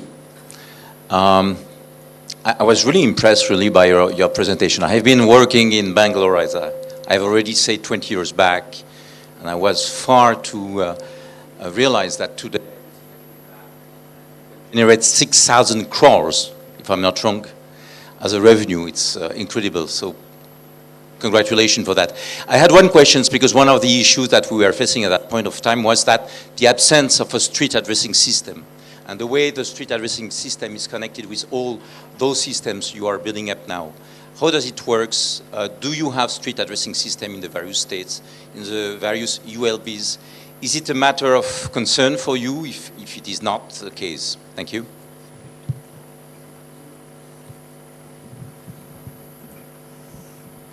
Thank you, sir. I would mention that the point has been raised, street addressing system, if I understood it correctly, it's a very genuine point. First of all, frankly, I don't think it is fully solved.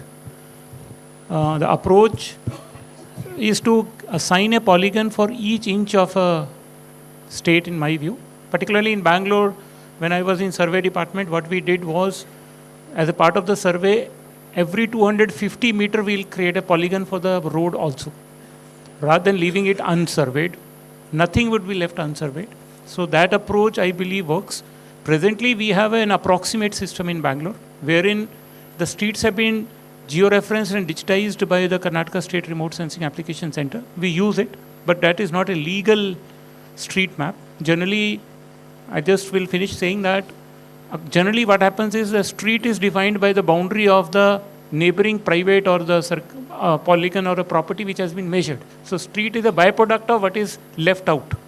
But a better approach, I definitely believe, is that street by itself should have its own exact polygon and a legal sketch, which is not that difficult once you are on a, a drone-based, rover-driven polygon creation. So, I mean, that is doable.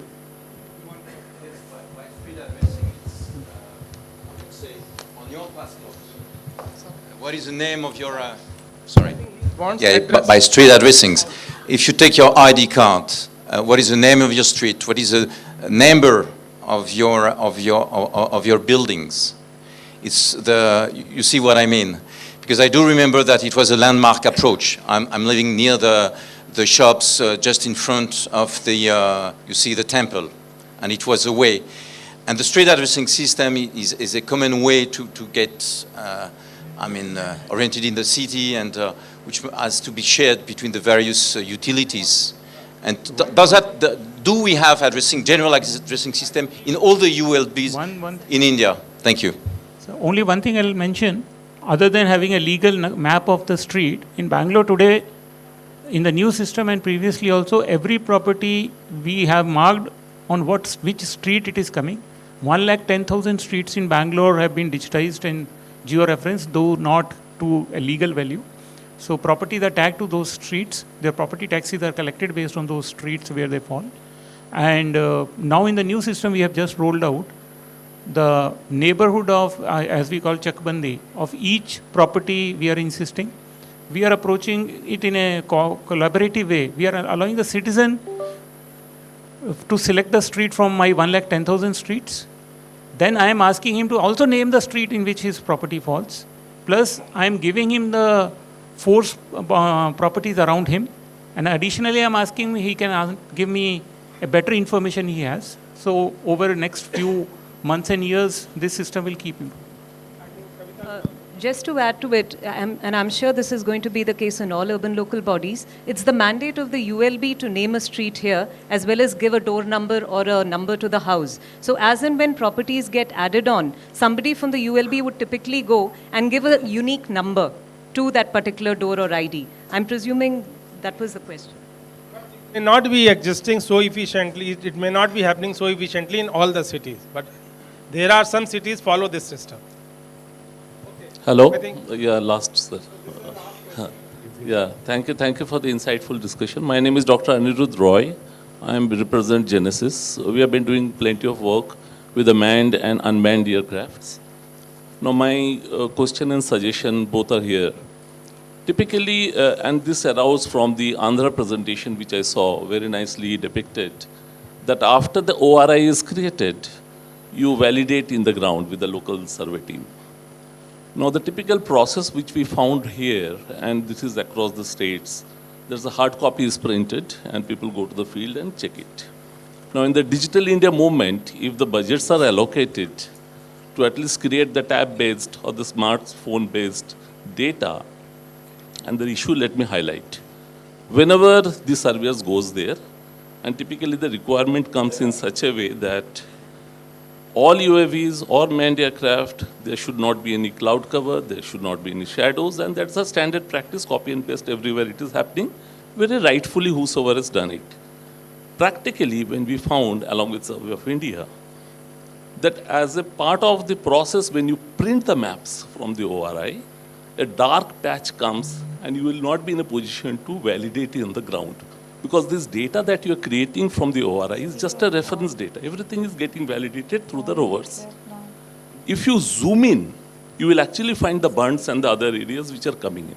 So my suggestion is that if the budget permits, it will be a good practice to include the tab-based digital data verification rather than the paper-based. Thank you. Yeah, I'll just respond to that. Yeah, very correctly observed. So just to resolve it in a local way, what we are doing is, instead of printing the whole ORI at one go for sending people for the ground truthing or the ground validation, we are cutting it into parts. We are taking only small parts, zoomed in parts, so that each land parcel is clearly visible. And at the same time, we are also sending, of course, with the scarcity of the tabs or laptops is there, but wherever possible, in most of the cases where the complexities are more, we are sending both the printed maps as well as the laptops on the ground while doing the ground truthing and ground validation. So that immediately, if there is any change in the coordinates to be done, or within the two land parcels, there is a boundary which is 1 feet wide, and the tile has been calculated on the left side of the polygon side has been taken on the left side of the boundary instead of in the middle. So we can make those changes on the ground in the laptop itself, and it will be reflected into the vectorization of the overall village map. So dividing it into smaller maps for the flexibility and facilitative purpose, that is also being done. And we are sending laptops, tabs also on the ground wherever it is more complex scenarios are there to resolve this issue. Thank you so much. My suggestion is only that this is a recommendation and a suggestion from the industry. It is not only for Andhra, and it has not been done. That's what I'm telling. It has to be a practice. If possible, please include that in the budget. Thank you. Thank you very much. So now we will close the discussion, and I am thankful to all the panelists. They have given the experience of their state, their innovation carried out by them, and then problems faced by them, which is certainly will be a very good learning experience for all the people who are doing this thing or who will be doing this urban land records in future.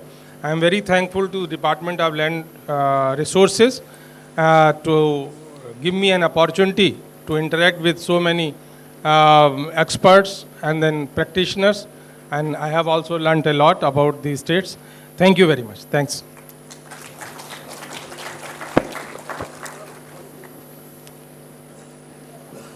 Sir, I please request you to remain seated right now. Yes, thank you. So we appreciate your dedicated efforts into making this session as informative and giving as it was. Thank you, sir. May I please request the moderator to hand over a token of appreciation to all the panelists? Here, I'll name them. Can we start with Mr. Srikesh B. Latkar, please?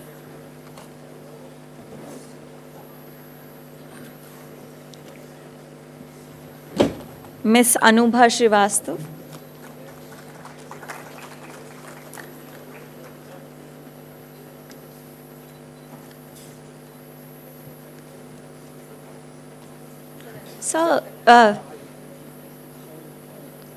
Sir, Miss Anubha Srivastav.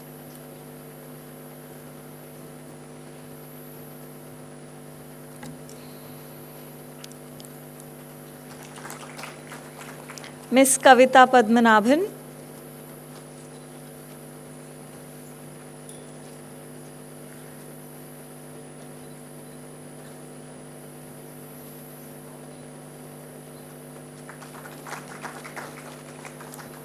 Dr. Om Prakash.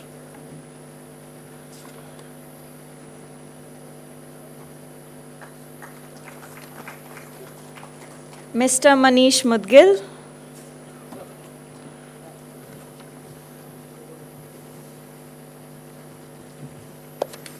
and Mr. N.K. Sudhanshu.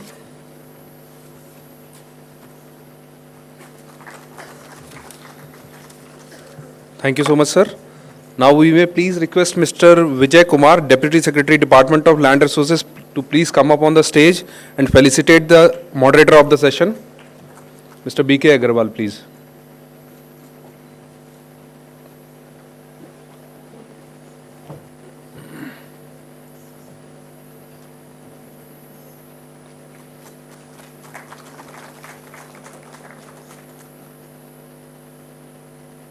Thank you so much, sir. With this, we have concluded the fourth session of this international workshop. Now we will break for a short tea break, and we will assemble back here at 12 sharp. Request all of you to have a group picture, please. 12 o'clock sharp, we will start again. Please assemble here again. For the last session of the day. Then we will have a closing session.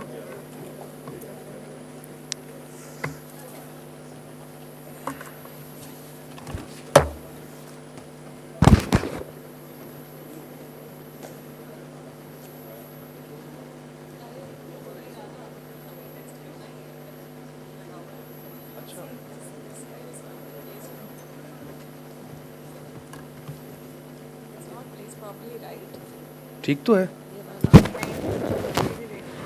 ये भी उसको reverse करेगा mirror image इसकी दिखाएगा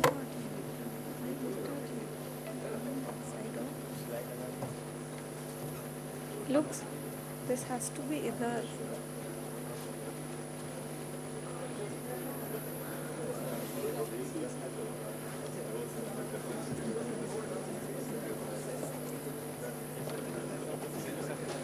Thank you so much, sir. Thank you. Thank you, sir. Thank you. Thank you. You are here in the. We have to test this. If the.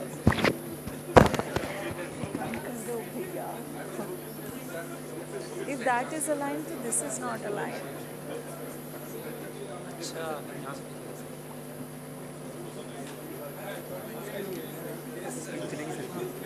यहाँ दिखेंगे सब दिख जाएगा स्पीच नीचे आती है ना हाँ चलेगी उसको हाँ इस पर दिखेगी देखता यहाँ से दिख जाएगा सर दोनों बिल्कुल क्लियर लगाए हुए हैं वो ऐसे करके बोल के सब बिल्कुल क्लियर आ रहा है इसको हाँ जी सर हम वहाँ से करेंगे ना ऊपर से करनेश करनेश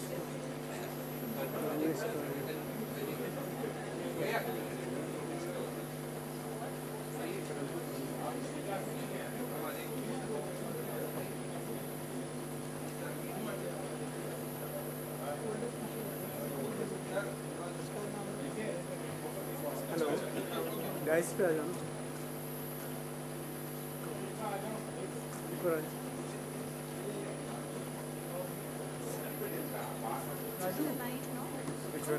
इधर आगे आओ अभी जस्ट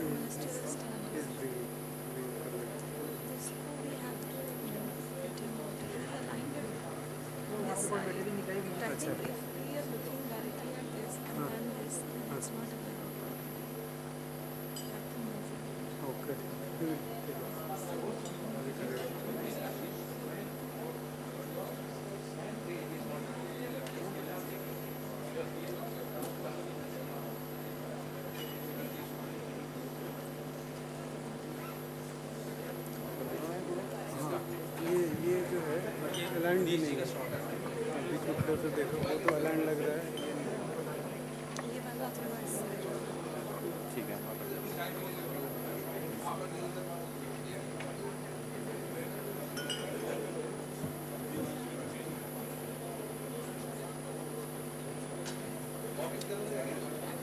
किस साइड हुआ है इधर नहीं ऊपर से इधर होगा थोड़ा सा ऊपर से हाँ जी अपनी तरफ करिए आराम से हाँ आई गेस इसको आप वो करेंगे ना अभी इसमें हाँ ठीक है अब चला के देख लो मिरर करेंगे ना इसको उसका बीच में सीधा चल रहा है, इसमें उल्टा दिख रहा है।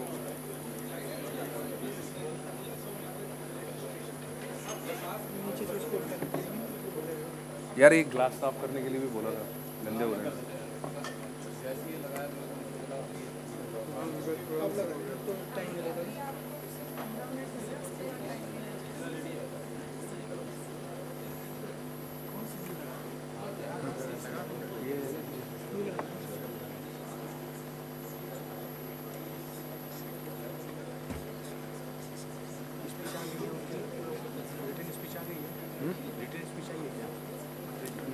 पता नहीं सर, वो तो वहीं से फाइनल कुछ हुआ होगा। ओ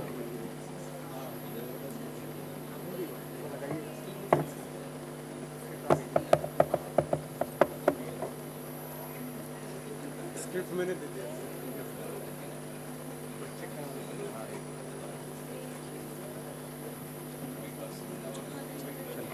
आप जाओ, आप वही आप ही जाओ।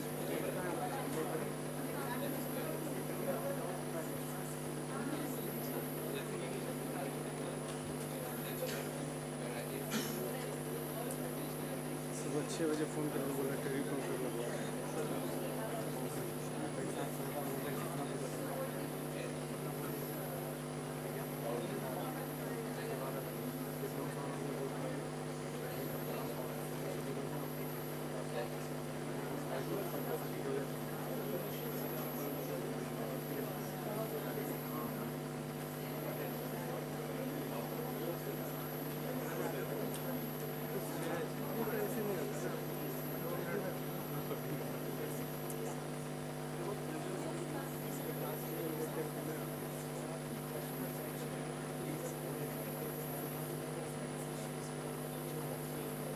सुल्तान सिंह का तो कर दिया कल तो सरकार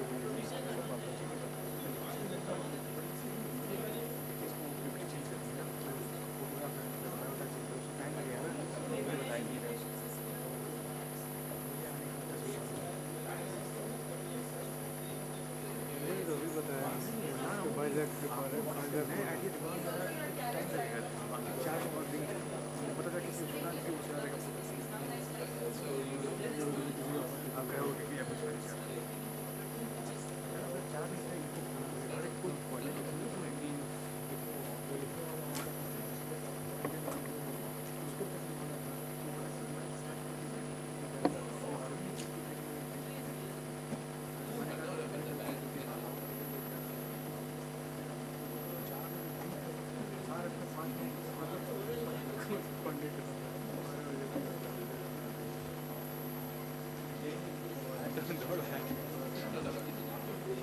आए विनय ठाकुर जी मिल गए।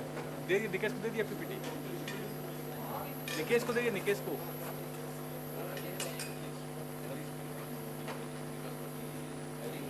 ये मैं जैसे जो मिनिस्टर सर हैं उनकी हाइट कितनी है?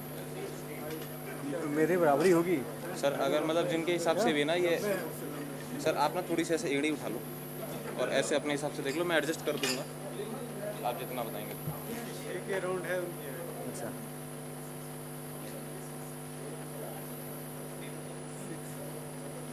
क्या हुआ? सही है, ठीक है। फॉन्ट साइज वगैरह कुछ भी इंक्रीज करना होगा तुरंत हो जाएगा। ठीक है।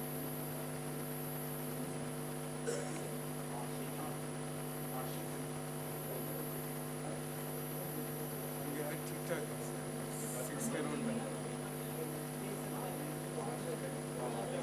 क्या नाम? पेमा स्वामी क्या है पूरा नाम? चंद्रशेखर। हाँ, चंद्र।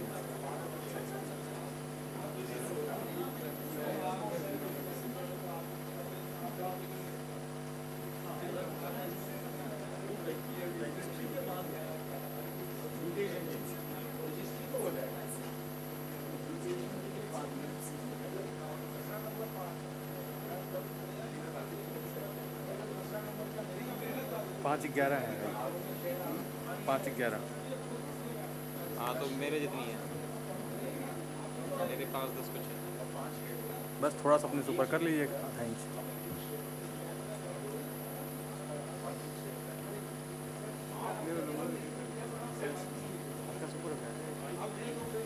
सर ऐसा ऐसे नहीं, ऐसे नहीं, मैं करता हूँ आप रहना।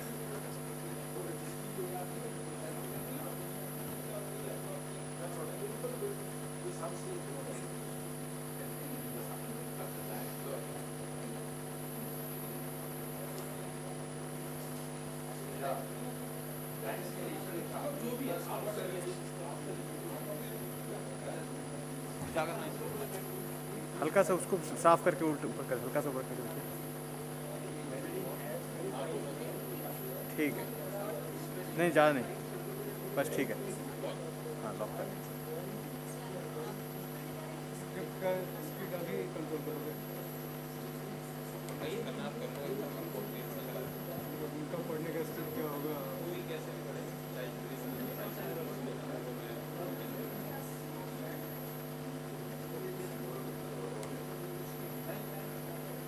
ठीक है।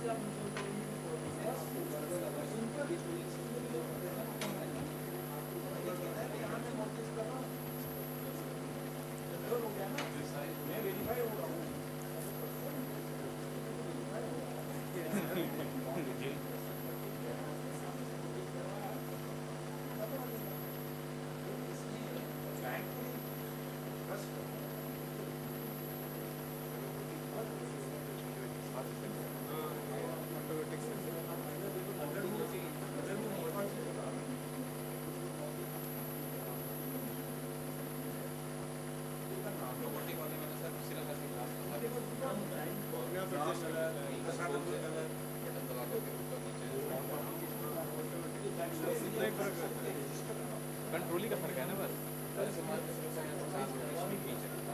और कोई आपसे भी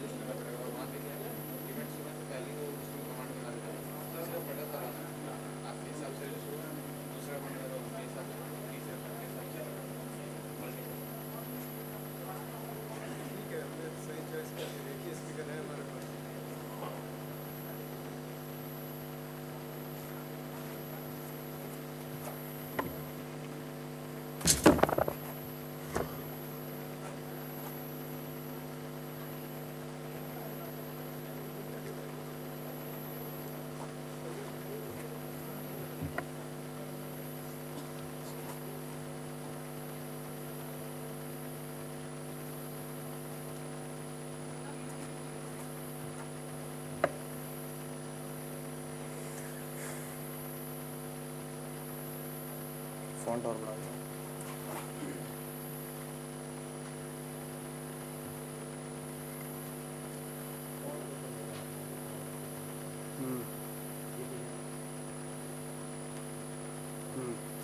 तो देख लेना उनके पढ़ने के स्पीड से। अगर तुम और बढ़ा दो, वो मैनेज करना मेरे अंदर नहीं है। अगर वो रुक जाएंगे मैं भी रुक जाऊँगा, वो स्टार्ट करेंगे मैं करूँगा।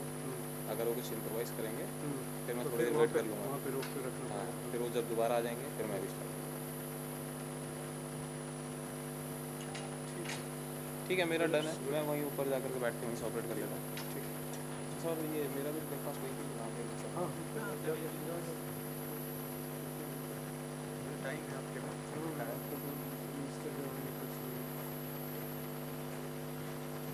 किसी को दे दीजिएगा जो डिस्टर्ब ना करे इसको लैपटॉप। मतलब कोई एक्सपेरिमेंट करना स्टार्ट कर दिया उनसे। कि नई चीज़ है भाई। हाँ मतलब कैसे मतलब देखिए तो एक्सपेरिमेंट ज़्यादा ना करें।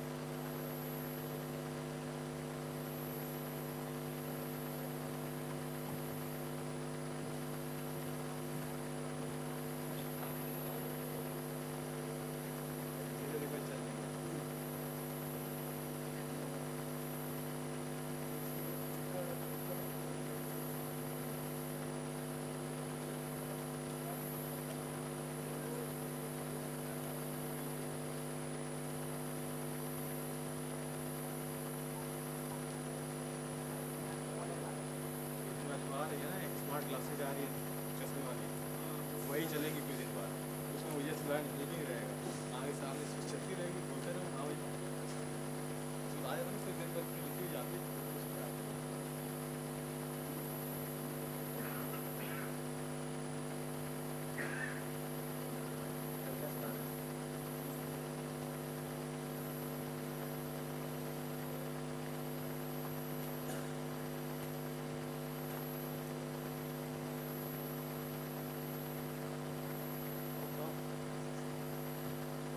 पीपीटी सारी हो गई तुम्हारे पास?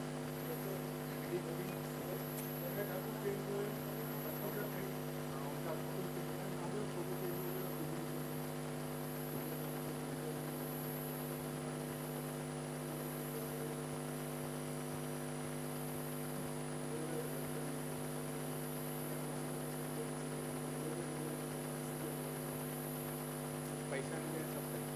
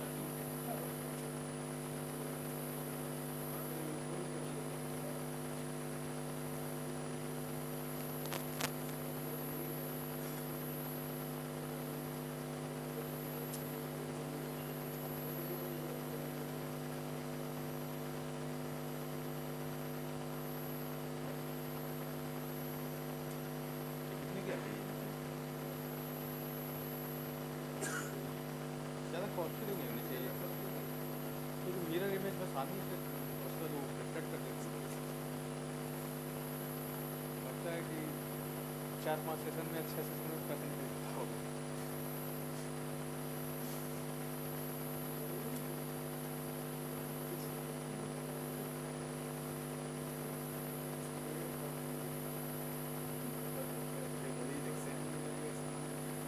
आजकल image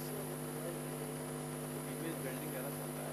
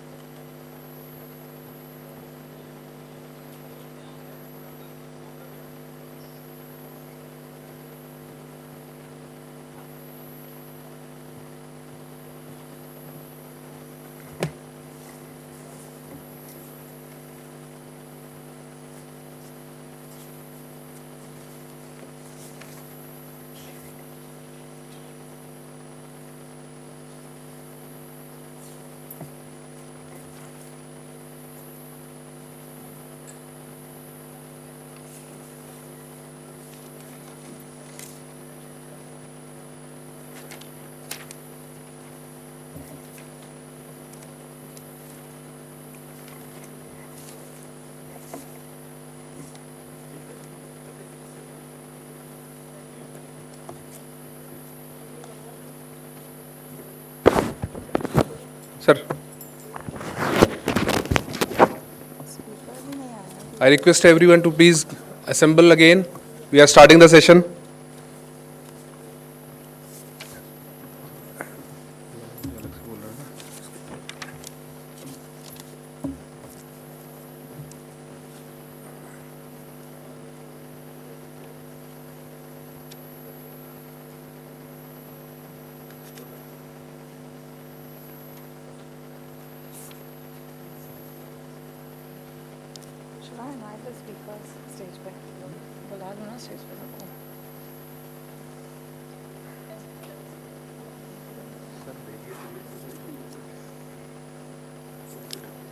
May we request Mr. Abhinash Mishra, Mr. Shekhar Singh, Dr. Vinay Thakur, Mr. S.K. Sinha, Mr. Satyam Mohan, Mr. P. Madhusudan Reddy to please come up on the stage and take their seats.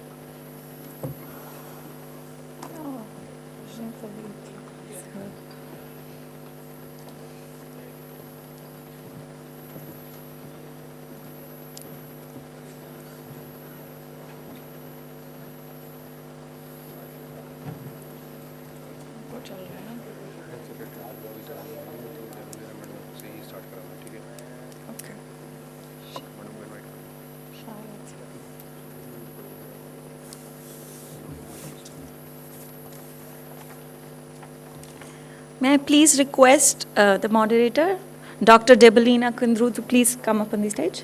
Yeah.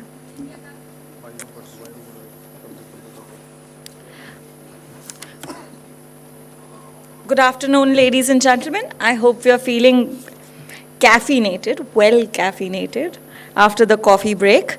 Now let's begin the fifth session, the fifth and the last session for the day. I'll introduce the topic, Harnessing Spatial Data for Property Taxation and Urban Planning, Case Studies.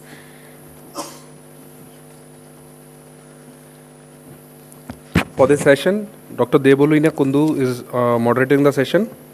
I'll introduce ma'am in a brief. Dr. Debolina Kundu is currently serving as Director Additional Charge at National Institute of Urban Affairs under the Ministry of Housing and Urban Affairs, Government of India. With an experience of 25 years of professional experience in development studies, she specializes in urbanization, migration, governance, and municipal finance. I welcome you on the stage, ma'am.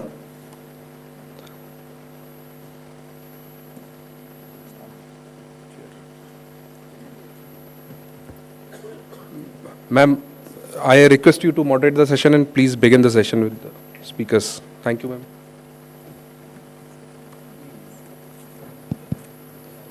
Very good afternoon to all the esteemed guests, distinguished panelists, and esteemed colleagues who have joined us today. It's an honor to moderate the session on harnessing spatial data for property taxation and urban planning, where we will dive into the evolving landscape of geospatial technologies and their crucial role in urban planning, urban finance, and specifically urban land record management.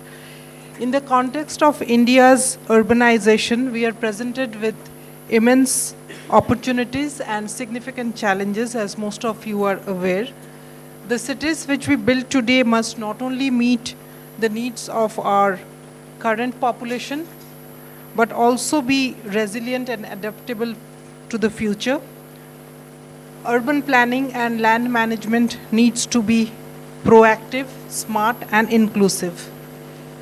Geospatial technologies, including GIS, Earth observation data, and digital twins are reshaping how we understand, design, and manage our urban spaces. In India, I think these technologies are ready to make a difference in cities where real-time GIS data is being used to monitor infrastructure projects and improve service delivery, including land management. The potential to scale these innovations nationwide is immense, especially as we integrate emerging technologies like AI, drones, and IoT in our urban planning frameworks. By using real-time data and predictive analysis, I think we can address the complex challenges of urban land record management. The chair for today's session is Sri Srinivas Katikilthala, Secretary, Housing and Urban Affairs, who is likely to join us in a few minutes. We also have 6 distinguished panelists for this session. Sri Abhinav Mishra, an IS from the 2018 batch of the Chhattisgarh cadre, and is currently serving as the Commissioner of Raipur Municipality. In his role, he has been actively involved in implementing significant urban development initiatives, particularly focusing on public health and urban amenities. His recent efforts include launching of action plan aimed at enhancing public health and utilizing vacant spaces for sports activities. Under his leadership, the RMC has initiated collaborations with organizations like the Indian Oil Corporation to install electric vehicle charging stations across the city. I call upon you, sir, to make your presentation. You have 10 minutes.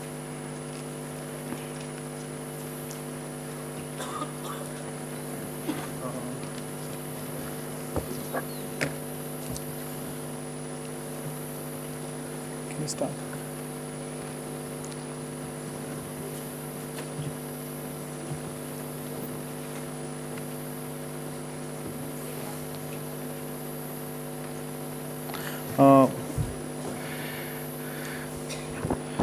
Good afternoon, respected Secretary Sir, JS Sir, all the dignitaries in the podium, and all the invitees. I'll start with, this is Avinash, and I'm working as Municipal Commissioner Raipur. I'll give a brief overview. Many things have been already talked about, especially the GIS, and I'll talk about the brief overview. The GIS survey we took in 2018-19. Then we added up it with many other IT reforms like DDN, digital door number, and then we added up with more Raipur app, and we gave many other services so that along with property tax, people can avail many other services. And we'll talk about the ongoing projects, especially the reforms we are taking in urban property domain. So next.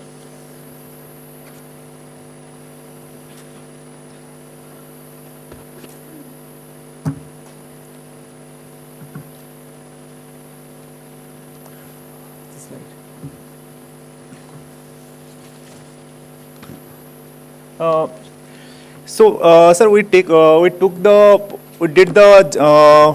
GIS survey in 2015-16 onward. It was a World Bank funded project. You can see the urban property tax collection in those years, 2015 to 2029. It was a flat curve because there was the survey was done, but again we could not implement because there was much resistance from the political sphere. The actual implementation took from 2021 onwards when COVID break out. That time,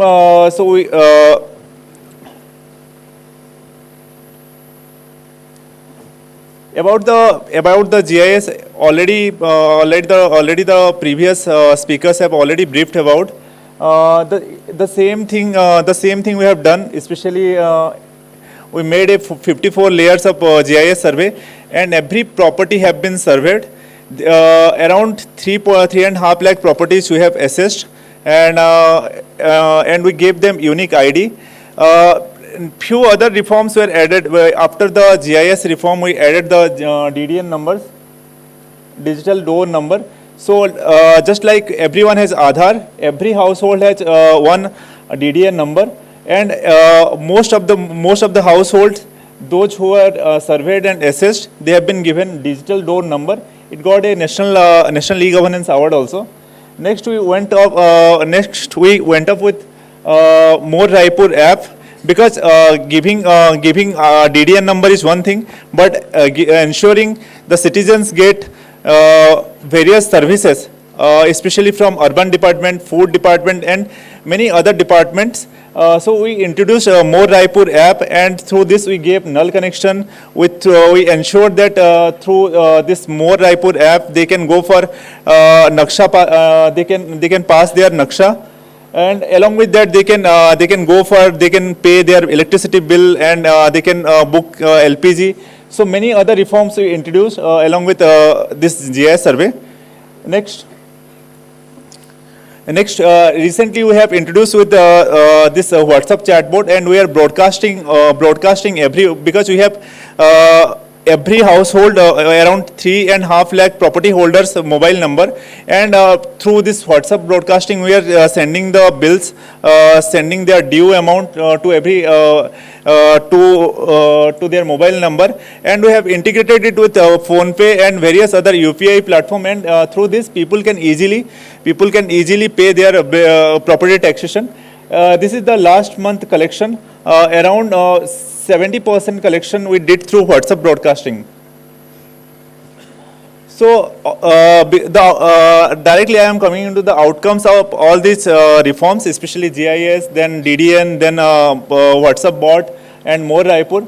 First thing is that the number of properties, they have gone up around 50%. There is growth. Then previously the tax assessment of taxation used to take around 42 hours, and currently people can easily starting from assessment to payment, it takes hardly 2 minutes. So this is a curve we can see. After the implementation of this curve, we have seen exponential growth, and we are expecting around 20% to 30% compound growth in property taxation. This is basically the next reforms. This is not a way forward. The ongoing reforms we are doing, and the things we will take in the future time. First one is that HMS, hoarding management system. This is also a very crucial part in land reform system. Second one is that the utility services. It's very crucial, especially considering the urban infrastructure management. We have to map the utility services, because every time we see any kind of cable work, or if you have to lay pipelines, we need this crucial information. Then we have to integrate the GIS with the town and country planning. We're working on this one, and there are still, since urban survey is a continuous process, and we took the last survey in 2018 around, we need to reassess, and we need to resurvey our municipal properties. Especially we have a rough estimation around 40% of unassessed properties. This is basic HMS system, online hoarding management system.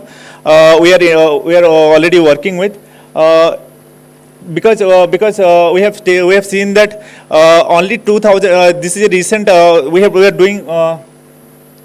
We are doing end-to-end system for this HMS hoarding management system. People can directly apply for any kind of hoarding, and they can pay their bills also. And this is a way we can we can ban the illegal hoarding, and we can increase our revenue threefold or fourfold this year.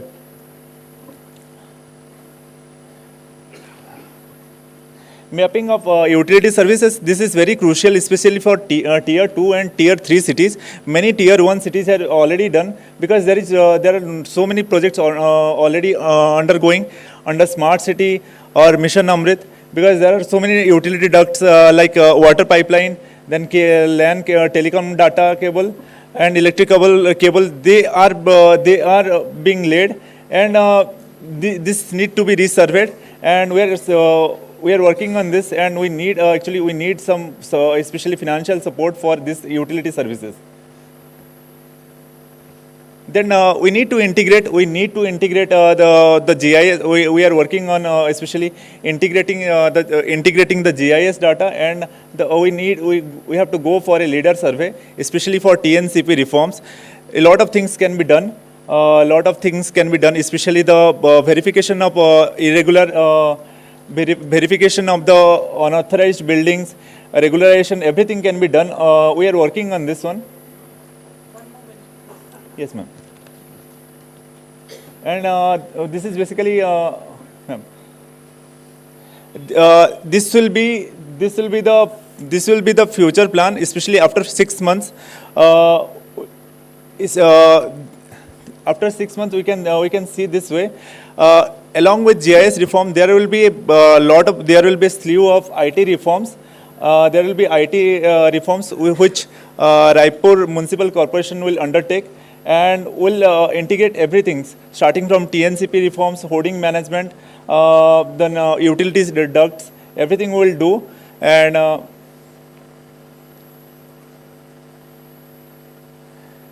this is basic steps we have given for, especially for TNCP reform and regulation.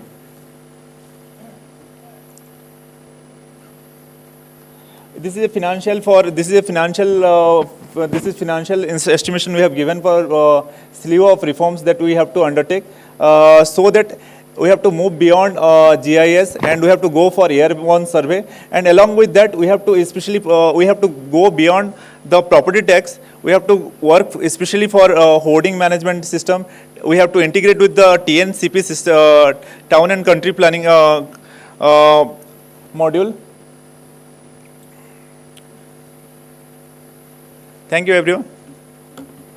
Thank you, Mr. Mishra, for acquainting us with Raipur's pioneering implementation of GIS-based drone service and digital property tax collection. I think it's a remarkable achievement to have implemented these reforms that have boosted the daily collections from 2 lakhs per day to 8 to 9 lakhs per day. I think the city's efforts have been nationally recognized with the prestigious National E-Governance Award 2023, which makes the wave that has been envisaged for the state even more exciting. I now invite Sri Shekhar Singh, Municipal Commissioner of Pimpri Chinwad Municipal Corporation, to present PMC's efforts with modern surveying techniques. Sir, you have 10 minutes. Yeah. Respected dignitaries on the dais and in the audience, very good afternoon. As Avinash was also just saying, a lot of things have been discussed. A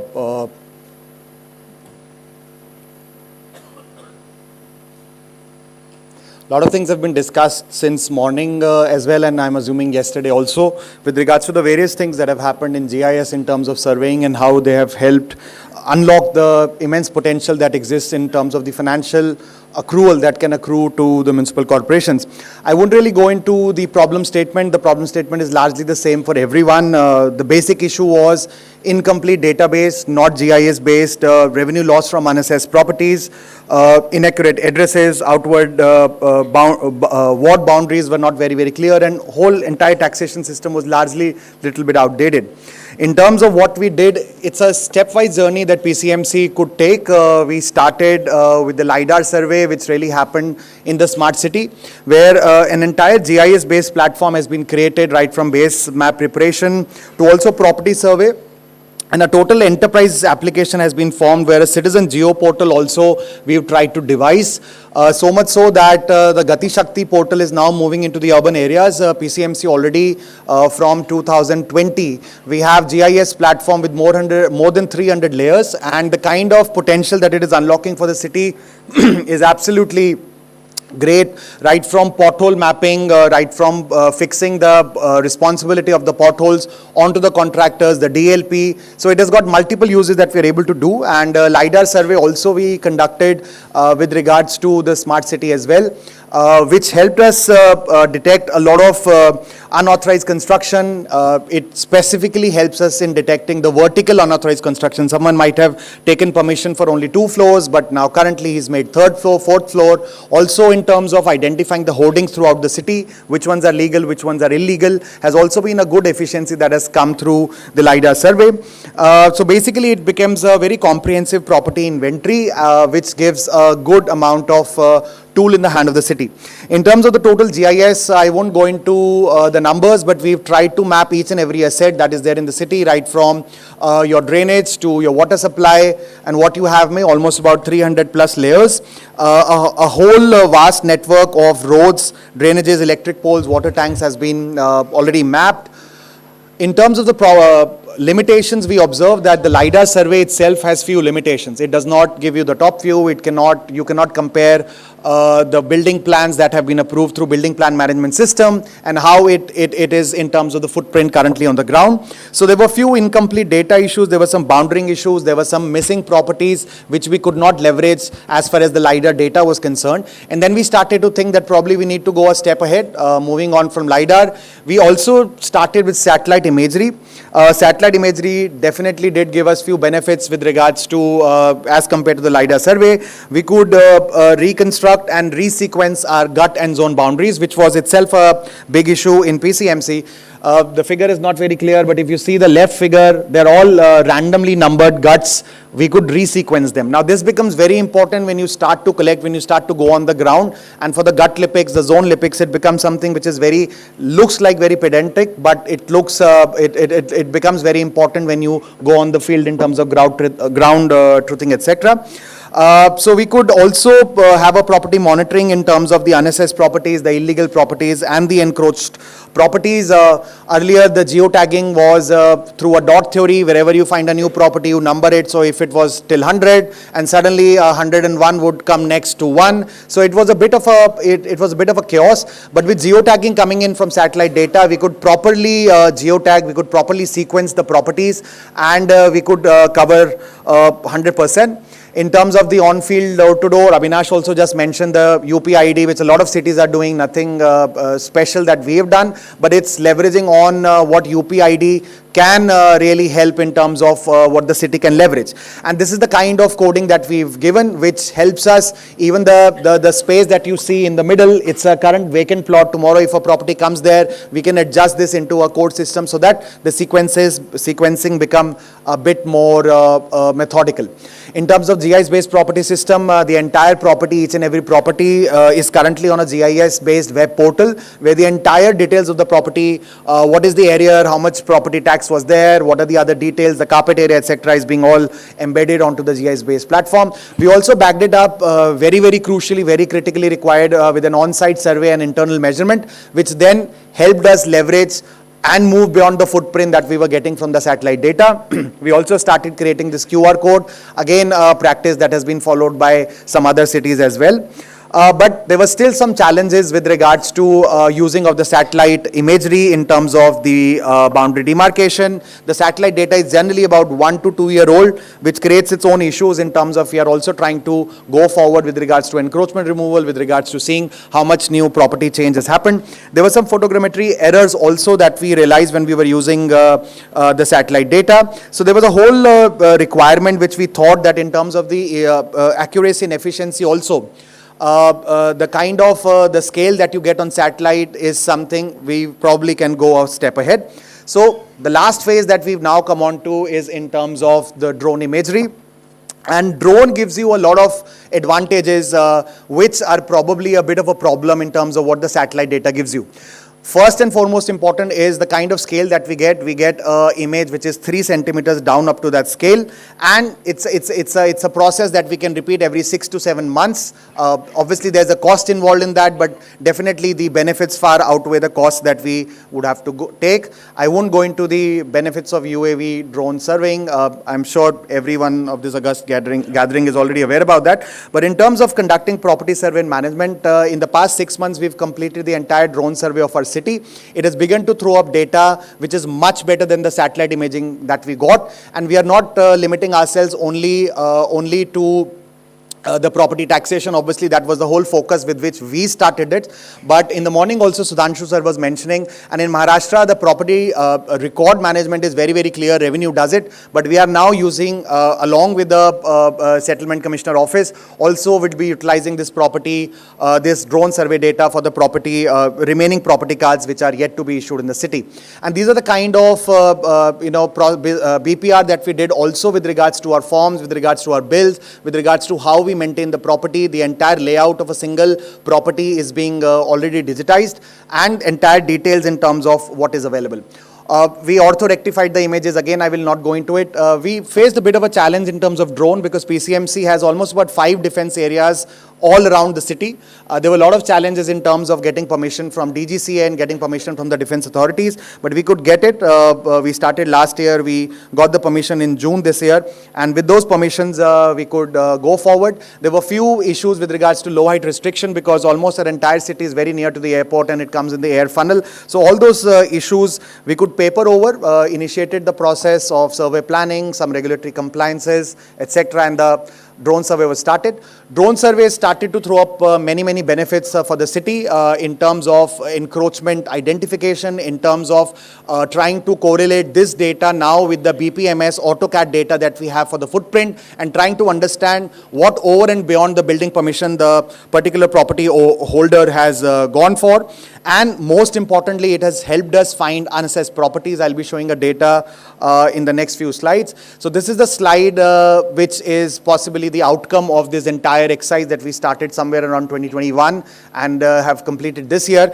Initially, we had about 6.35 lakh properties, annual demand of about 701 crore. That is considering that even our property taxation has not been assessed for the past about 7 to 8 years now, and we are under the process of reassessment now. But apart from the reassessment as well, from 6.35 lakh, we could go to 8.54 lakh. That's almost an addition of about 2.7 lakh unassessed properties which were not there in our net before, but after the drone survey are now in our net. So we have almost, not 2.7, 2.3 lakh properties, 2.53 lakh properties which were unassessed, and that has added an additional 350 crore in our annual demand, 850 crore additional in terms of the retrospective tax revenues from this 2.53 lakh properties. Through the ground survey, we could find 0.7 lakh 70,000 under-assessed properties also accruing in a benefit of about 150 crore.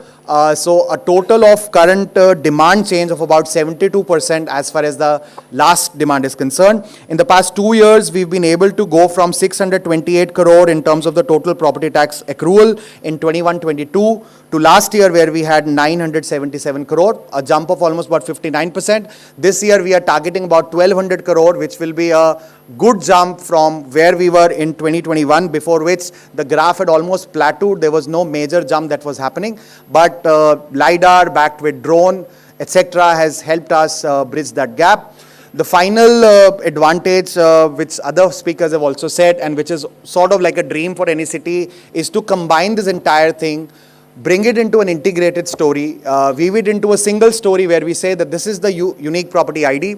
As Munish sir was mentioning with regards to BBMP, I think we are also going ahead, still not finalized, but trying to convince our electric utility to also start loading everything onto the UPIDs so that the accrual benefits that can come very rapidly.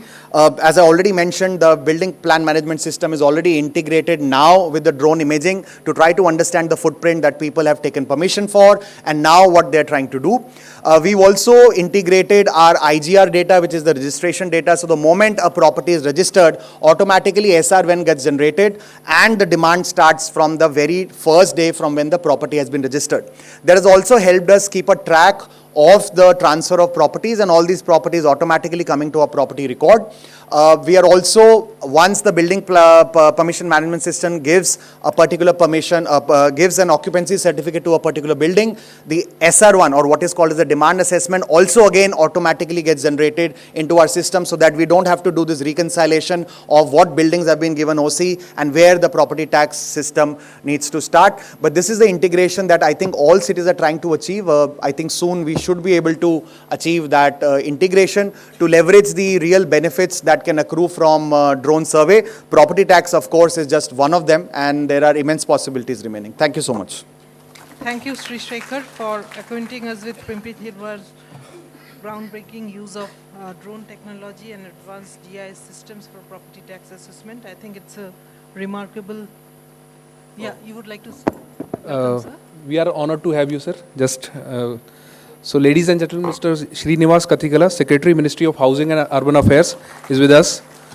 Sir is an IS officer of 1989 batch of Gujarat cadre with over 3 decades of experience in the Indian bureaucracy. He held various prominent positions in state government as well as Government of India, including Director of Labasna, Mussoorie. We are honored to have you here with us, sir. Thank you so much.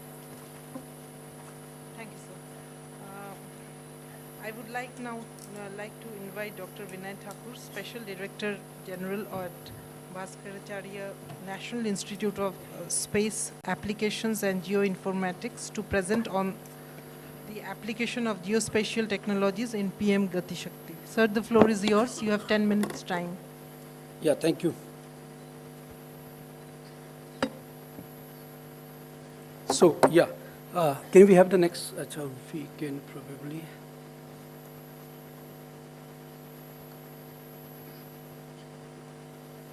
This works.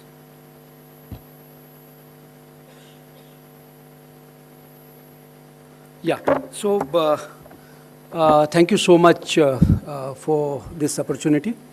I will be highlighting how PM Gati Shakti is helping various ministries and the state governments in ensuring that we have an integrated and holistic planning.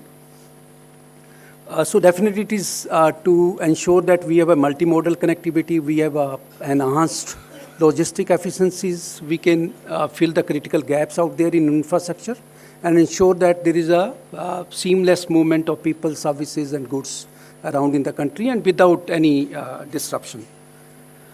Going ahead, it ensures that we have 6 principles on which PM Gati Shakti is working on right now. The first one is the integrated development, allied infrastructure in case some utilities are to be laid from the main infrastructure.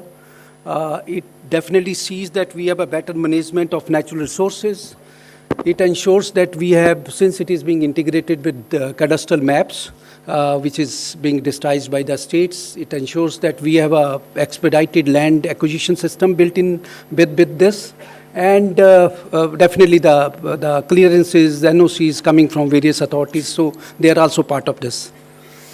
The outcomes are many. One, that the comprehensiveness, since all the ministries, almost the states, they are putting the data on a single platform, ensures that they can see each other's data in each other's activities, ensuring the good visibility of the data for all the stakeholders.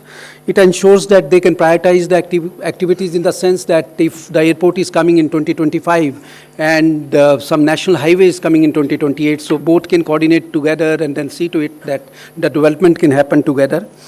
They can optimize their activities. They can synchronize also, as I was saying, in terms of the airport. And then analysis is very, very important now on data, which probably was missing earlier. So we are ensuring that this database coming together ensure we have a real-time analysis of lot of data because of the dynamic processes, because of the APIs through which this entire interface has been integrated. Coming to the technology, it is entirely open source and in-house. It is being done by BISAG, Bhaskaracharya Institute of Space Applications. So it is a combination of geospatial technology, it is a combination of mobile analytics. Somewhere we are also providing ERP solutions for as per the requirement of different ministries. AI and ML forms a very important part of this entire analysis in order to further fine-tune and refine the applications and services, remote sensing and then the satellite communication. This is the entire database architecture, how the things are arranged. The infrastructure layers, we have around 1,600 of them now overlaid on PM Gati Shakti National Master Plan.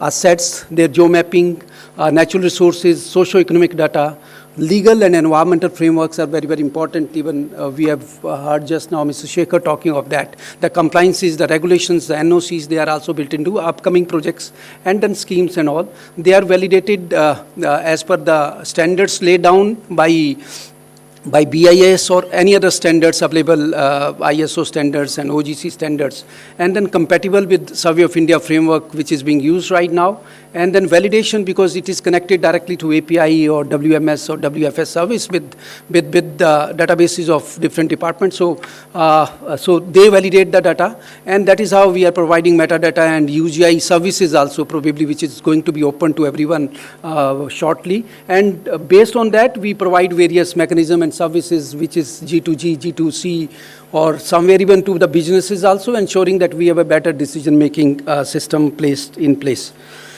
This is entirely a multi-sector databases created, 2D, 3D, 4D. 4D is the time dimension added to it. So we can compare vis-a-vis the databases of 1950, 60, 70 based on a flood or some other statistics needed around that. We are also adding some more angles, like for Ministry of Agriculture, for particular plot when you have to give the loans. So the bank official, he visits that, and then based on the yield and everything, he decides to give the loan.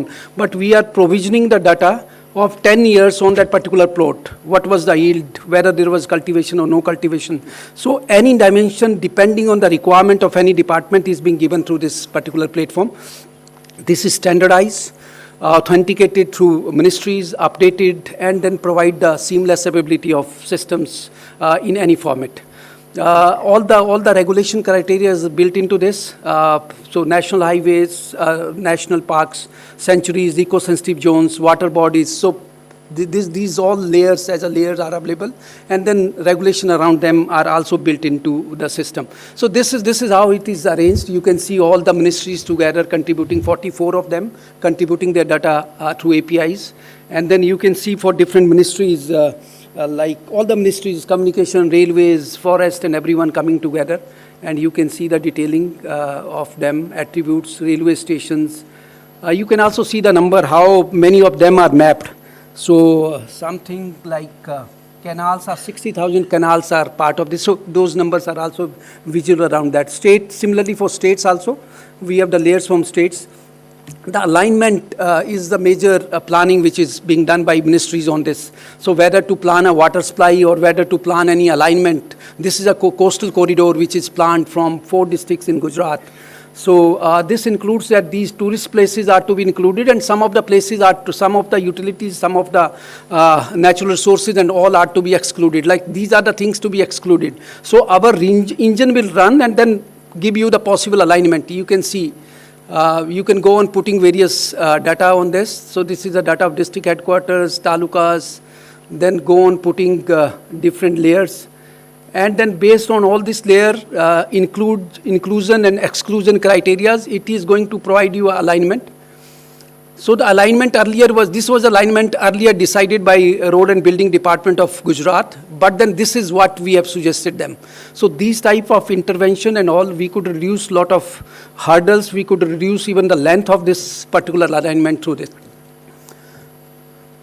Similarly, we are working very closely with, we are working very closely with Chandigarh administration. So this LADAR survey was carried out by them, and then all the utilities, their mapping, you can see the property where green is there, it is property tax is paid, where it is red, it is not paid, and then blue, where it is paid partially. So entire alignment around them has been done. Even for solid waste management, where to have a solid management site. So these parameters, they can be defined on the system, and then how much it has to be far from river or any other utility, and accordingly it will give you the list where all possible sites are there, and then it will also show on the map that these are the possible site for solid waste management. And similarly for Nabada in Gujarat, the entire GIS, MIS, editing tools, charts, reports, analysis is the part of this ward boundaries. Taxation around them. So they are also the water supply piping, the entire network which was being referred by earlier speakers.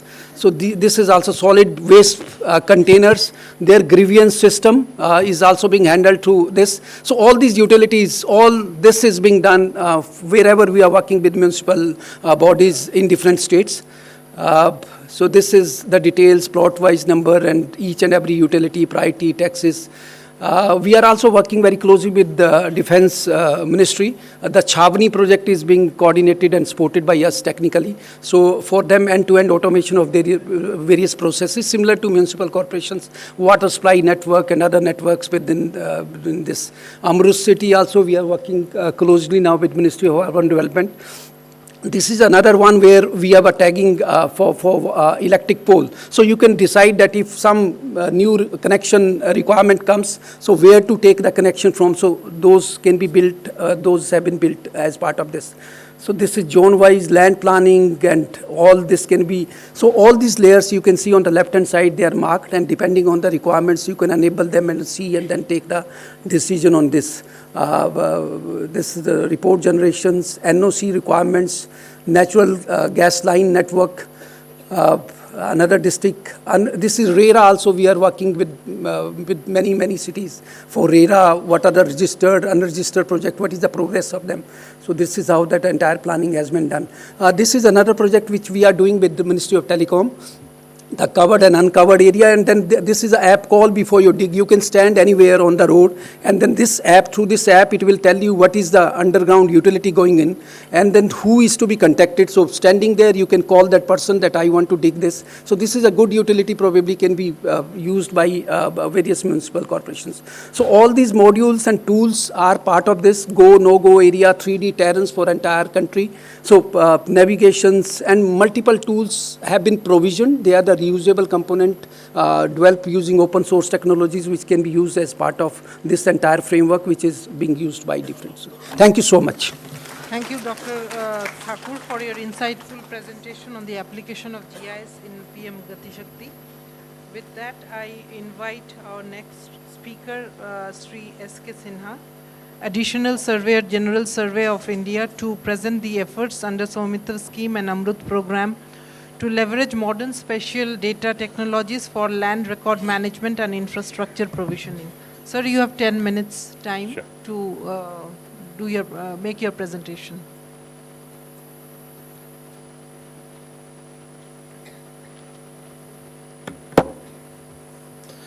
Good afternoon, Chairman, sir, speakers on the dais, and distinguished delegates in the hall. It's a privilege for me to present my experience of Survey of India in the various projects of national importance. We know that Survey of India has undertaken several projects which have made the life of which have directly impacted the citizens of the country. I'll name a few of them.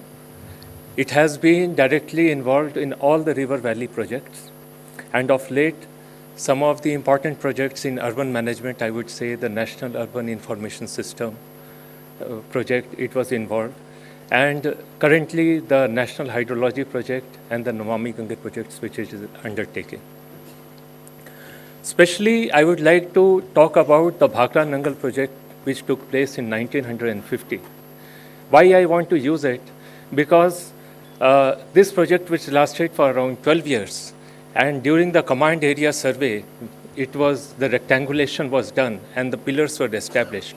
And these pillars were later reused for the modernization of the cadastral survey in that area. So I draw a straight parallel with it to what we are envisaging in the Naksha program. The CRS systems that we have established in the Samitva, that will be utilized as the framework for carrying out the survey in the other parts of the country. And if I compare it with the other projects, why is it that the Saumitra project, is it this one? Okay. Why is it that the Saumitra project has drawn the recognition and acknowledgement of so wide recognition and acknowledgement? Because, and even the Honorable Prime Minister, he mentioned this project in the UN General Assembly. Perhaps the main reason is that it has directly impacted the life of around 70% of the population living in rural areas. And it is, in fact, one of the projects which has defied the geospatial divide. Because normally what you see is that when a technology is adopted, the first benefit goes to the urban area.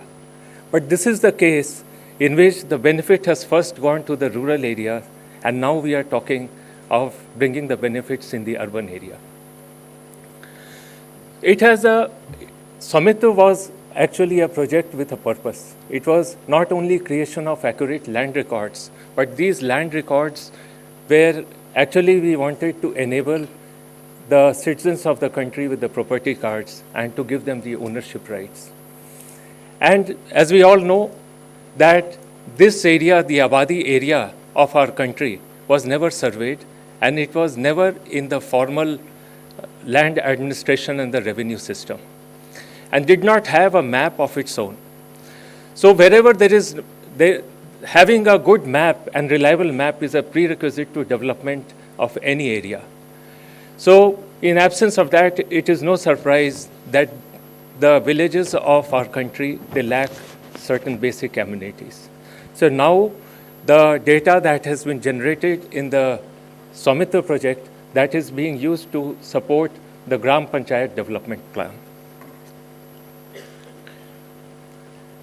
And this is the complete workflow of the project implementation workflow of the Saumitra project.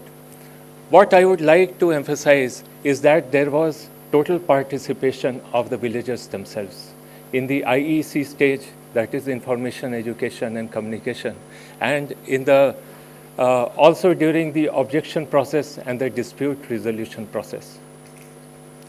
There was a collaboration of multiple agencies and different levels of the government. You talk about Ministry of Panchayati Raj, Survey of India as the national mapping agency, the state government, and NIC, and for that matter, I would say the entire government, because this project itself triggered some of the major policy changes in the government. The drone rules that were brought about in 2021, where largely most of the feedback that were being faced by the operators of the drones and the surveyors, the drone rules actually simplified the entire process. And in the process, even the national geospatial guidelines and the NGP 2022 came into the place, and that also further simplified the entire operation.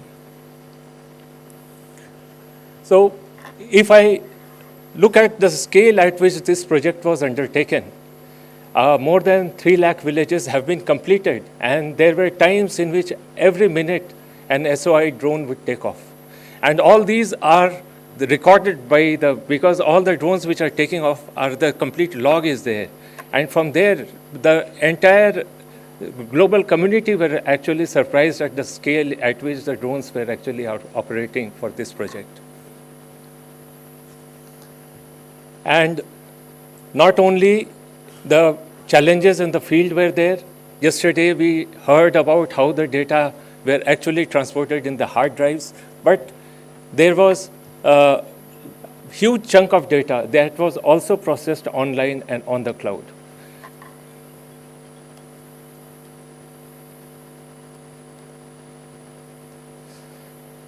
I think I'll just like to talk about the challenges that were there, to give a true perspective of what were the challenges there and what exactly the outcomes of that project which we can take forward in this. First of all, as I have already said, there was challenges of the collaboration, and then even the selection of the technology, that itself was a challenge.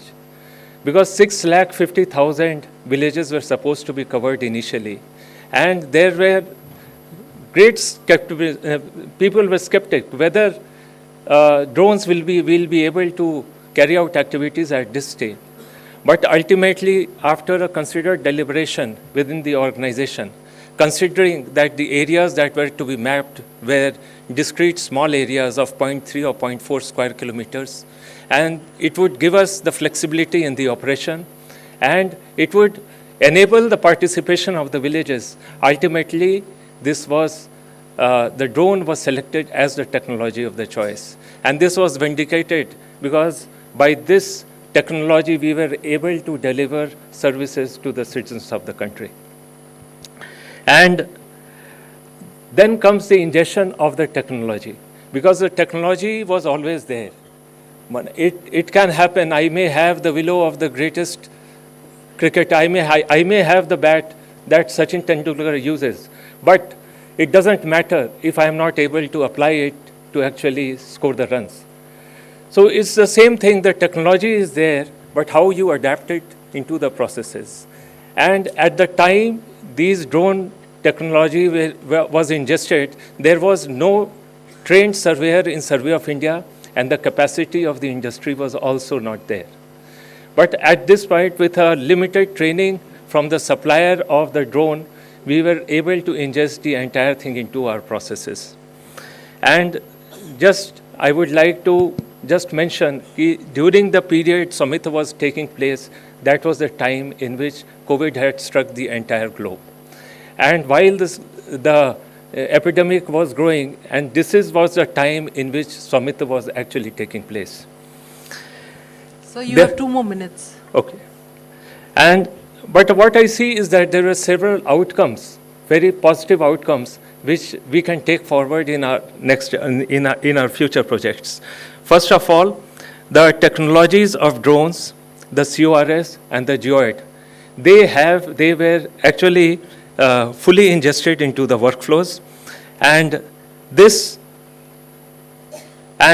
will actually hold us a good stead in the Naksha program that we are going to have. Today, nobody is actually questioning the capability of the industry, private industry of India, in actually carrying out the work through the drone. But at the same time, if I look at the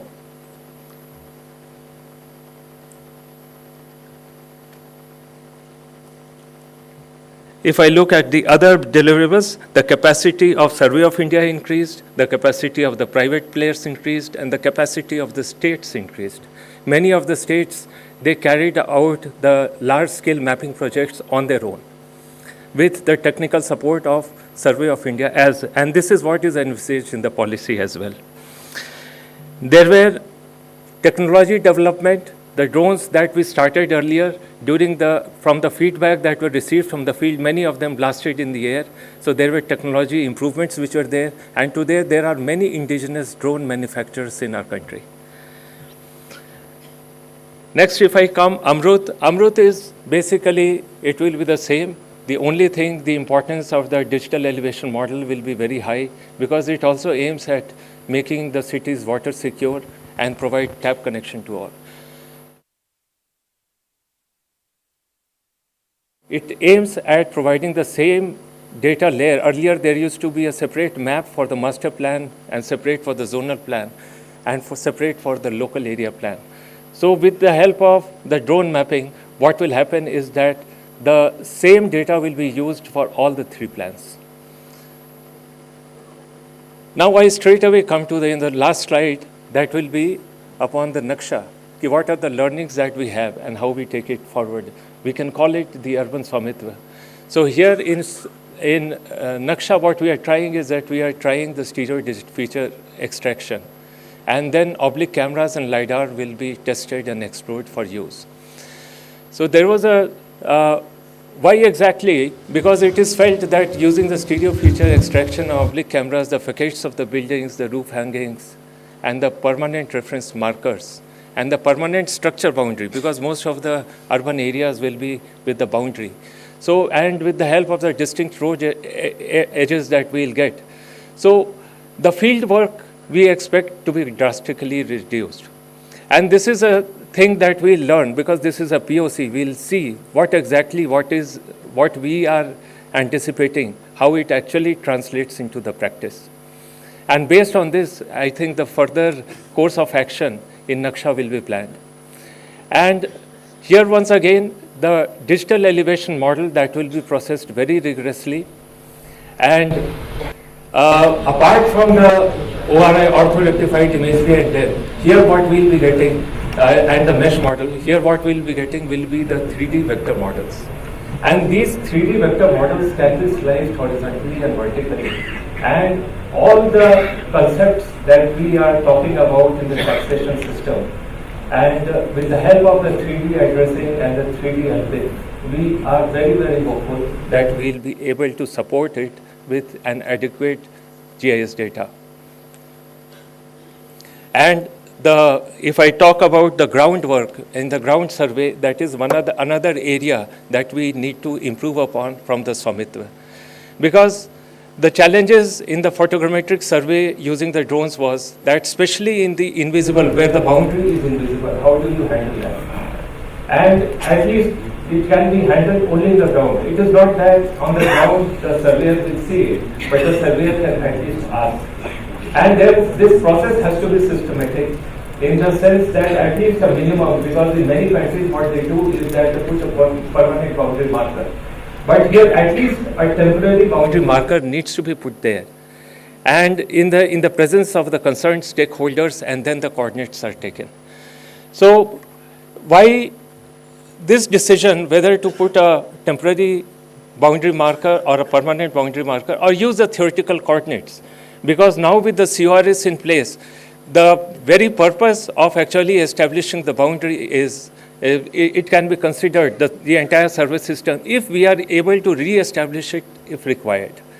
With a CORS system, it is definitely possible. It becomes easy to re-establish the boundary. So in that way, we can do away with a permanent boundary marker in the areas where it is invisible. But this will be a call to be taken during the course of the project.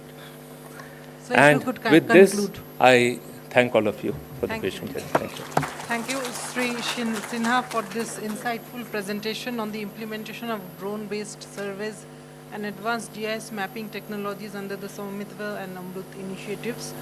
I think it was a very insightful presentation. Sorry to keep bothering you with the time restrictions.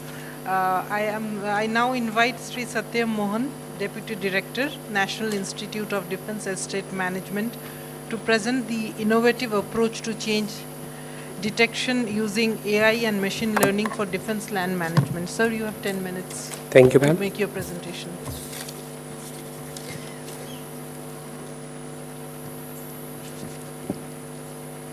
Yeah. So, good afternoon, everybody. I'm Satyam Mohan from the Director General of Defence States, Ministry of Defence. At the outset, I'd like to thank the Department of Land Resources for having organized this insightful and enriching conference. It has been truly a wonderful experience witnessing all these speakers in these 2 days.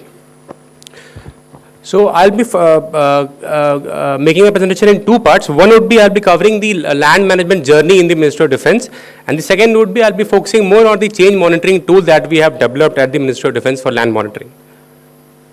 So just to give you a brief idea, Ministry of Defence holds the largest amount of government land in the Government of India. We hold around 18 lakh acres of defence land, which is around 6,000 pockets. It varies from smallest to the largest pocket of being thousands of acres. Just to pinpoint, this 18 lakh acres of defence land is under the occupation of different services within the Ministry of Defence. So we have Indian Army, Indian Air Force, Navy, Coast Guard. So there are almost 20 organizations within the MOD which are occupying these lands. So it becomes a more complex and an uphill task to manage all these lands. All these land that we have, most of them are of the 19th century vintage. So the land records are really old. So this is the journey that we have traced so far in the land management. The first and second parts are the ones which involves digitization of the records, the old register that we had of the 19th century, and then the digitization of the maps. These 2 things we undertook 5-6 years back, and we have done with it. The third and the natural step ahead after the digitization was the survey of defence land. So we started with the ETS and then we switched onto the DGPS survey. When we surveyed, the CORS system of the Survey of India was just upcoming. So now we have again started the survey in the phase 3 using the CORS of the Survey of India to make it more accurate. So after the survey, we derived the shape files of all the defence land. So again, a natural step was to make a centralized GIS portal wherein all the defense land pockets can be mapped. It would be a good tool for decision making at the headquarters level. So we have created a centralized GIS portal named DMAP. It stands for Defense States Mapping. I'll be showing it in the next slide. Then the fifth step that we did was the drone imagery survey. Once we had this GIS portal, we thought of going one step ahead. So we started the drone imagery survey of the defense land inside the cantonment area. So we did this survey in 2022. And after the survey, we have used this drone data in various aspects. One of them is property taxation. We do have government of state properties within the cantonment area, and we do levy service charges and the taxes from them. So we have used this drone imagery, the GIS area that came as a result of this drone imagery in the taxation purpose also.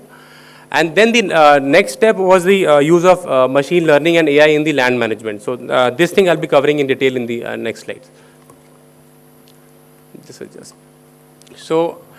This is how our centralized GIS portal looks like. It has all the layers. It might not be visible on the screen, but it has all the layers of encroachment, vacant land, land is under the management of Indian Army or the Air Force or the Navy. So we keep this tool handy in the headquarters.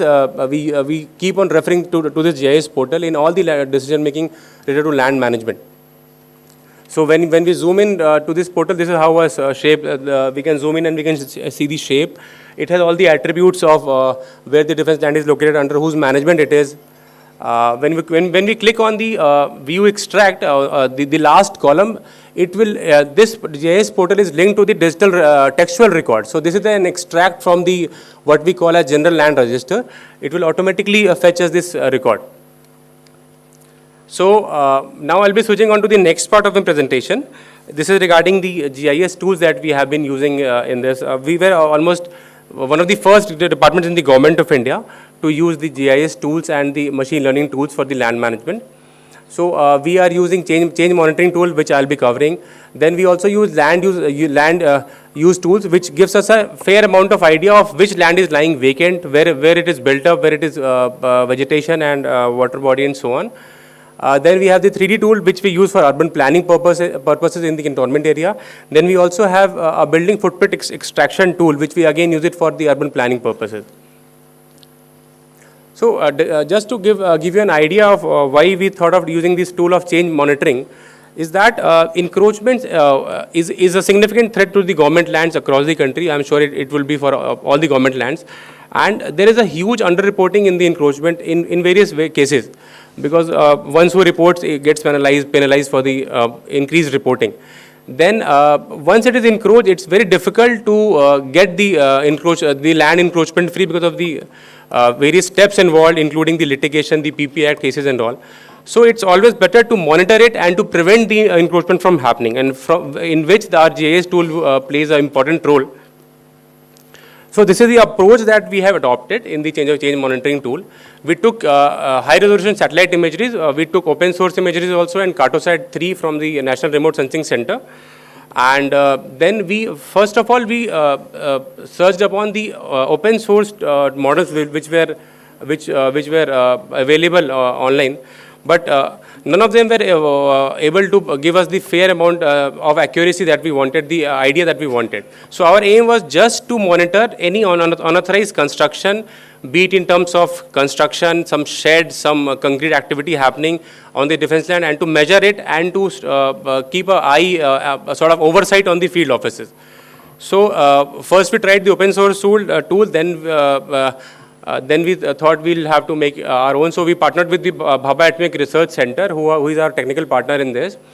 And then we started training the tool. I'll be showing the training part also. So first we trained the tool on the open source data that was available online, on our own sets of data, so that to increase the accuracy. And then the last part was of course the ground truthing of that. This is how the model looks like. We have to input 2 satellite imageries of different time series. It gives us the change output. The training part, we have trained the tool on approximately 16,000 square kilometer of data. And I won't say it has become perfect, but yeah, it is giving some sense of what we wanted the tool to be. And we'll keep on training more so as to increase the accuracy of the tool. It's a format error. So there were issues when we started the tool. One was the moving objects, then the tree cover, and so many issues. I'll be covering only two here. So earlier the tool was taking the moving objects like the cars, the trains, and the flights also as a change. But we wanted only the construction part to be shown as a change. So example, this is Ahmedabad cantonment of 17, and this is 21. So you can see the flights have moved. So now I'll show the tool output. So this is the output of the tool. It is not showing any change in the moving objects as a change. It's only showing a small part of the construction which has come up top right as a change. So this we have been able to achieve. Then other example I'll show is just regarding the tree cover. Again, we didn't want in our tool to show the tree cover or the vegetation change as a change. We were focusing more on the construction or the construction activities as a change.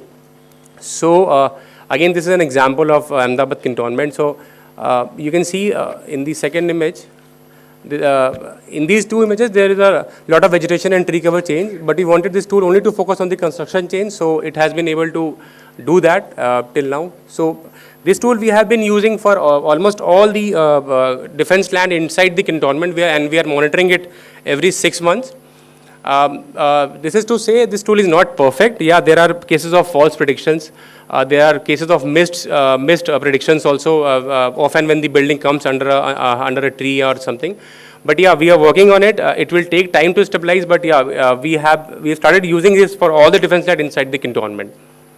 So we have also partnered with National Remote Sensing Center, who have agreed to give us data of our area of interest every 6 months from their satellite, which we have started getting.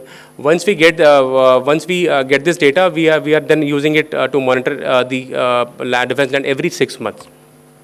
This tool, I'd like to argue, can be used for all the government lands. Currently, we are using it only for the defense land. For all the government lands, be it Government of India, Government of State, to secure that precious resource that government land is. Thank you. Thank you, sir. I think you are the only speaker till now who has kept to the timing. Thank you so much for this enlightening presentation on the advanced use of AI and ML techniques for monitoring and managing defense land. I now invite Sri P. Madhusudan Reddy, Director, Survey and Settlements, Tamil Nadu, to present the state's remarkable achievements in the computerization and georeferencing of urban land records. Sir, you have 10 minutes. Good afternoon, everyone. This urban land record system. Now we have seen the presentations from the various states, notably City Survey Project of Maharashtra and BBMP experience, and in Resurvey AP's experience, and this is the fourth presentation, typically on the cadastral survey records in urban areas. Tamil Nadu has a long tradition of surveying its towns, but the survey is done on the landed property alone, not on the vertical development as such. Though our land records format holds mechanism for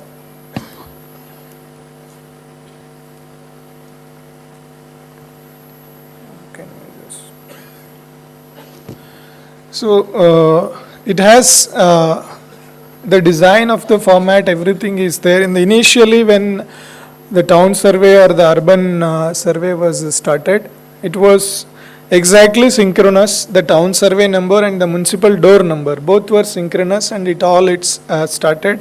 And the assessment by the revenue department is mentioned in one column, and the assessment by the municipal body was mentioned in the other column. So which was exactly in a synchronous, a single tabular column when the record was manual, and it got maintained for up to a certain period, and after that with the rapid urbanization it lost track.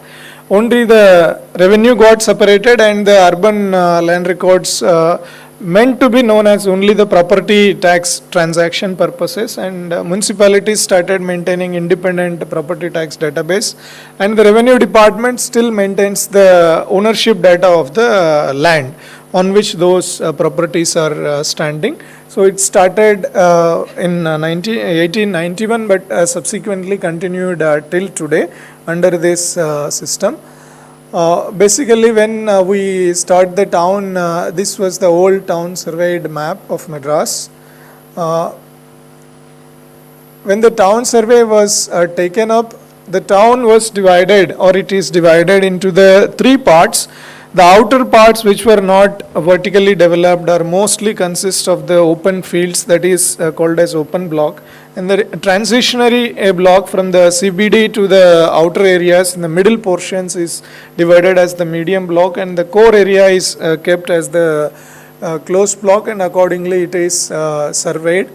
And so far all the municipalities in Tamil Nadu, except the recently upgraded one in the last 3 years, remaining all the municipalities, we have the town survey records.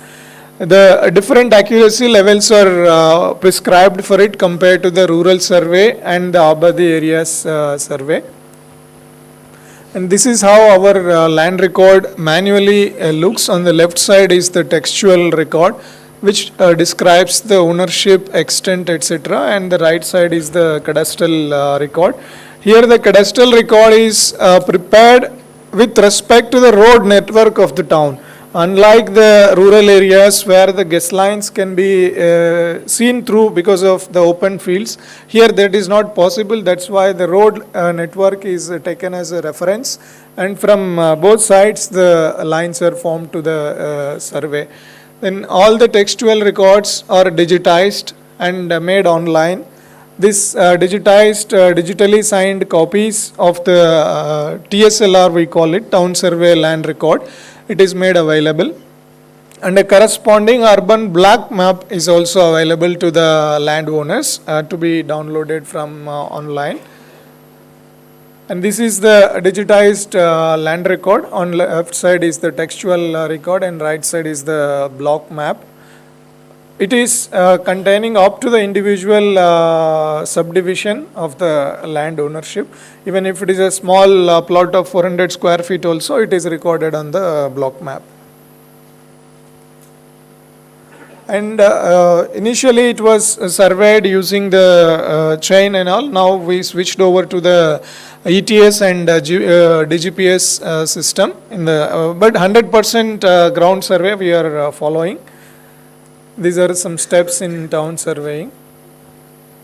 And mutation of the town survey records is being done online in a completely end-to-end manner. The moment a property is registered in the sub-register office, the documents come here to the revenue, and then we do the online mutation. This is the status of online mutation in urban land records. These are the towns which we surveyed using the DGPS and ETS. Currently we are doing in Vellore City Corporation. And this is the outcome of a DGPS surveyed town. It's adjoining Chennai city. It's part of Tambaram Corporation now. And we have total georeferencing of the 69 towns done out of 186. We are going to georeference all these maps. And so far whatever I described is the revenue side handling of the land records. This is under the custody of the Tahsildar and maintained by one or two surveyors depending on the size of the town. And the other parallel part is with the municipalities or the municipal corporations for the property taxation purpose. This is one use case from our Greater Chennai Corporation.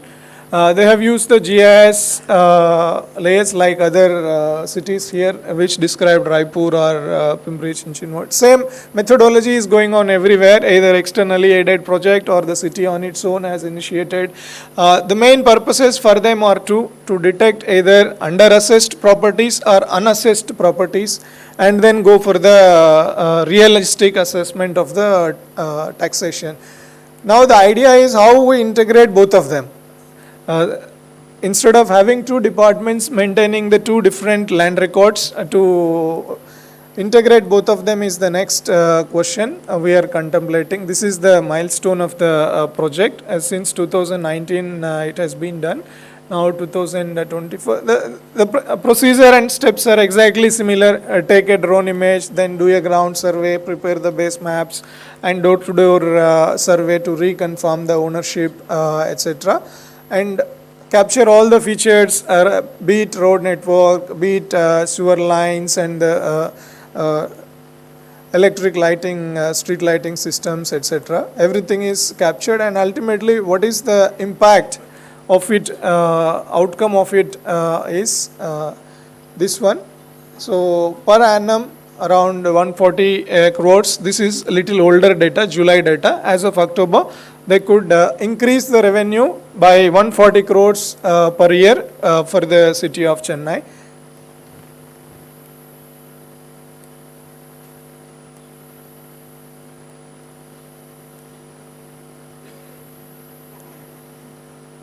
Can you please play the video?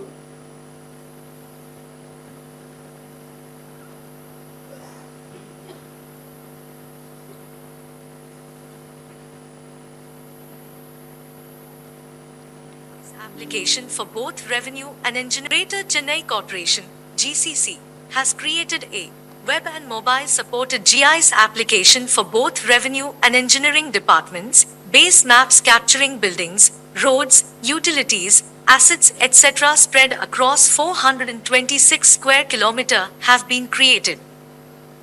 The background layer of the base maps can be changed using imagery, and the map is equipped with various tools for linear as well as area measurements, with facility to change units. The latitude and longitude details of all properties can also be obtained. With a single click of a button, officials can view the characteristics and details about a building, including property tax and other tax information.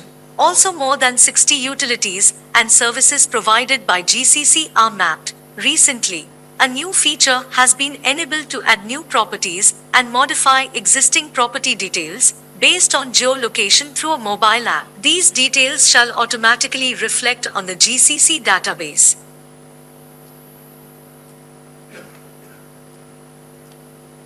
You can just go back. I think one slide will be there.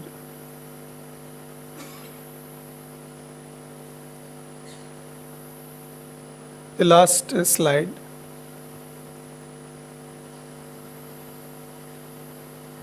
See, the ultimate next step which is envisaged by the DOLR or every state is envisaging is that how do we marry both and have a single database, because the property tax database of the urban local bodies doesn't have the cadastral data. The cadastral record of the survey or revenue departments doesn't have the property tax data, and also the utilities data like electricity or the water supply lines, etc. So now the idea is to do an integrated survey and have a single database which is linked to the geo-referenced cadastral map.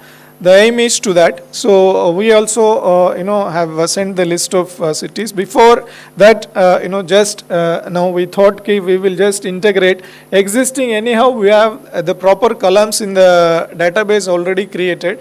So we want to map these two data sets and create a model town record and show it to DOLR that we can actually carry on from the existing work itself rather than again newly doing it, because whatever this GIS map, the drone image map has been taken here, we have a exactly replica of another cadastral record which has this thing. Both are not linked. So only this aspect we want to do this geo-reference thing. Once it is done, we will be having a near perfect data of the geo-referenced cadastral data linked with the property transactions and property taxation data with the metro water and electricity database also incorporated into it. It will have a single database which can be very useful for the property owners in the cities, and they need not apply to multiple departments to get their details enrolled or get changed it. And as part of a small initiative, already the registered properties have been started triggering to the property tax database, so that as soon as the registration happens, now it is coming only to the revenue data to change in the urban land records. We have initiated to change the property tax database also immediately after the registration is done. So this is what Tamil Nadu's experience of maintaining urban land records. For all the municipalities, we have this cadastral map data as well as the textual data, and both of them have been digitized and digitally signed. And people in urban areas in Tamil Nadu know that they should obtain this also from the revenue department in addition to their registered data. This is our current status. Thank you for the opportunity. Thank you, Sri Reddy, for this insightful presentation on Tamil Nadu's efforts in digitizing and modernizing urban land records and linking cadastral database with property tax. With this, I think we... Sorry? Okay. Yeah. Okay. Okay. Okay. Okay. Okay. So... now I invite our secretary, Mr. Srinivas.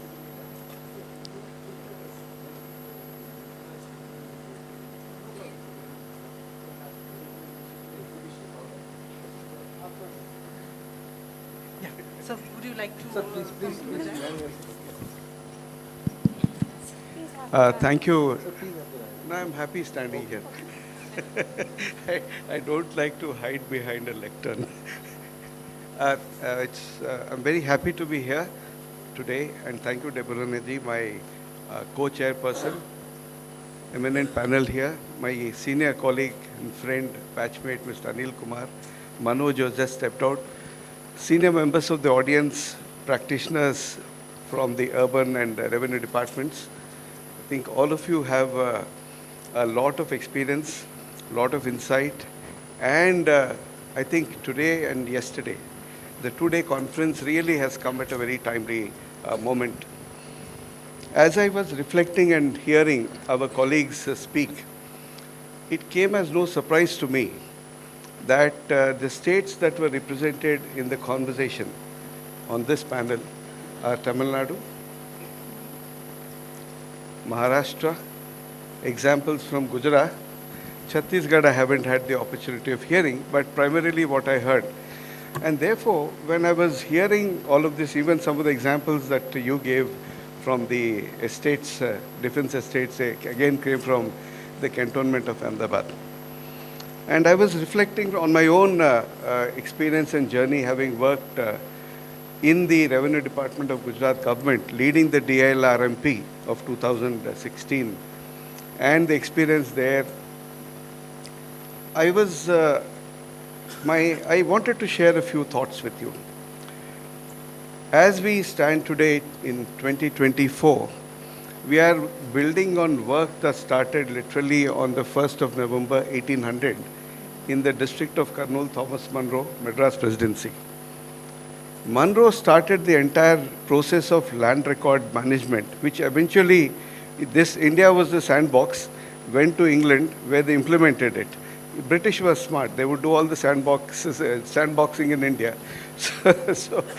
So Munro did it here. And thereafter, the same Madras practice. So we were talking at that point in time about 3 presidencies. So Madras presidency model was one. The Bombay presidency model is the second. The Calcutta presidency model, of course, is the third. The Punjab model, etc., is something else. I speak with a fair amount of experience of the Bombay practice, since I belong to the Gujarat cadre, and by and large it reflects the Madras principles. So what our colleague, friend Madhusudan explained is very interesting, and I think it's very important as we speak in this forum of how to build and consolidate the foundational record. And somewhere it came up that the base record is the cadastral record. The title record is the cadastral record. I think Madhu said it and somebody else also said it. What also happens in the Madras presidency and the Bombay presidency model is, while the revenue department maintains the rural cadastral record, whenever villages started urbanizing, and here we get into something called the city survey process. Madras, it is the town planning process.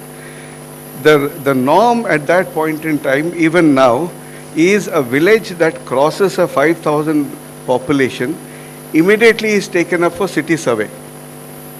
So therefore, the measurement of the urban property of the cities, of the villages as they expand and as they grow, used to be a regular practice in these areas. Well, the practice in certain other parts of the country is different. Now, speaking and serving as the Secretary Urban Development, Government of India, and dealing with some of the Delhi issues, I noticed Delhi has villages that are called Lal Dora villages. A Lal Dora village is a village that is bounded by a red line, which means there is no survey internally.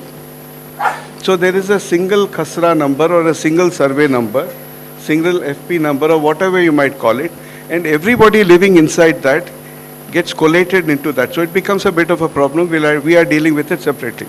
But coming to the pattern that has been very well established and evolved, which very correctly and very, I think, lucidly was explained by Madhu, is this, that whenever the Revenue Department cadastral record of the agricultural land shifts into non-agriculture, it shifts both in the nature of the ownership and the manner in which it is maintained, and eventually gets connected at that very point with the municipal record for the purposes of property tax. This happens even today. What Gujarat did further is we went ahead and implemented the town planning mode, which is now quite well known, more effectively than other parts of the country. Although our Town Planning Act came out of the Bombay Presidency and in a way reflected the Town and Country Planning Act of the Madras Presidency, the town planning scheme, what it does is this: you must look at the way the nature of land and the context of land changes. There is a plot of, let us say, 1 acre of agricultural land, becomes urbanized, becomes city survey land. So city survey numbers get assigned in the place of a revenue survey number, and the city survey, when it starts getting implemented in a town planning process, gets transmorgified into something called a final plot number of a town planning scheme. Now that is the base layer on which the verticality that you spoke about comes in. So the challenges of maintaining the record in the verticality is in the verticality, not really in the base. So I think these are principles, sound principles that are established principles that we should build on. In fact, I was just talking to our colleague, Mr. Thakur, Vinay Thakurji. We have worked for long years, and I was reflecting that his senior colleague, Dr. T.P. Singh, and we worked together in 2006 in Gujarat, where he and I, of course, we used the base layer, the cadastral layer that came out of DLRMP, to make it the base layer of the Gati Shakti. So Gati Shakti cannot happen without a strong cadastral base layer. And only thereafter, by putting all these layers, then we can see the power of Gati Shakti evolve. In fact, I was happy to see that some of the images he showed of how a solid waste management site, a landfill site, can be discovered was done in 2006 in 3 months. For the first time in the world, I believe, in 3 months, the entire state of Gujarat was covered using this technology. But again, speaking from the perspective of property tax. So the first story is, how do you maintain the tax, the record? What does that record transmute into? It obviously transmutes into how much money, how much revenue should be collected. In the rural area, we had land revenue that was getting collected. Urban areas, of course, it was some form of a property tax. We used to maintain in the village form number 4, form number 3. We would know how many houses were being built and so on. Now, the big challenge, and why this conference is timely, is this. And speaking as Urban Secretary, the challenge I see is the economic footprint area of an urban area, and the responsibility of the urban corporation or the urban entity. There is a huge skewed mismatch. In fact, just to prove a point, I asked him, our friend Shekhar, I said, what is your budget? He said, my budget is 8,000 crores. Then I asked him, what is the economic output of your area? He said, I don't know. Now, this is the real challenge. This is the biggest challenge that this conference seeks to achieve and address, because in an economic area, and our urban area in the country represents only 2 to 3%. In fact, in the last 15 years, the land mass that is put to urban use has moved from 2 to around 2.6%. That is all. But most of the production happens here. But the revenue that should also come to enable investments into urban areas does not come. The reason it does not come is because of this mismatching and skewing that has happened. So for instance, take any town, I am quite confident that the budget of that town will not represent even 0.5% of the GDP it is generating. Take the town of, take even Bombay. I think Mumbai's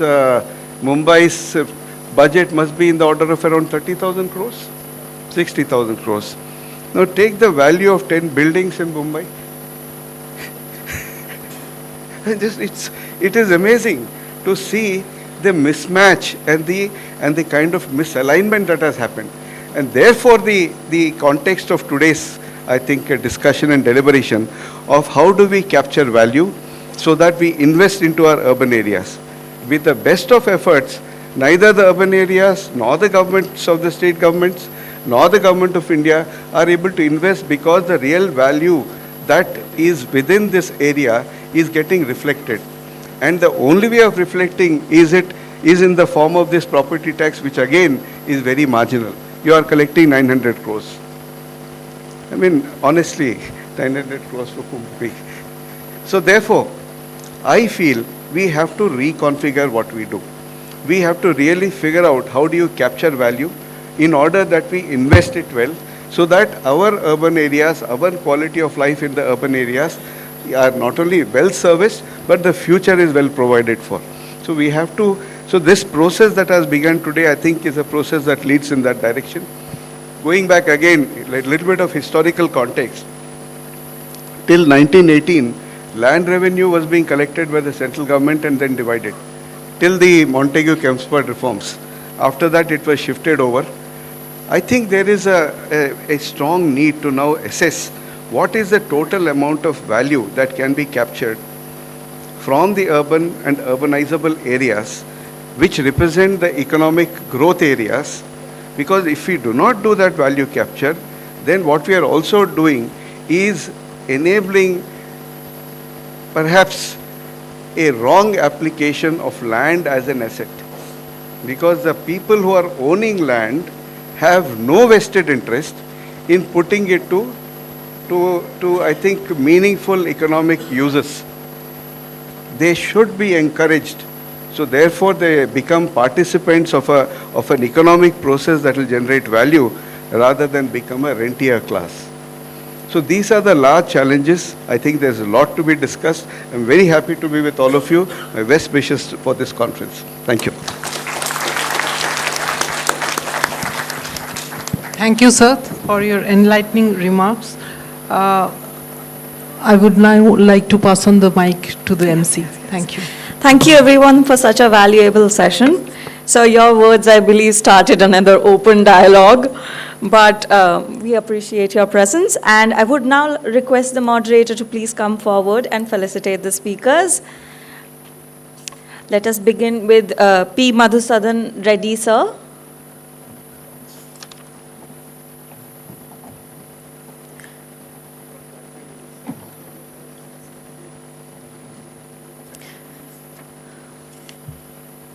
Mr. Satyam Mohan, Mr. S.K. Sinha,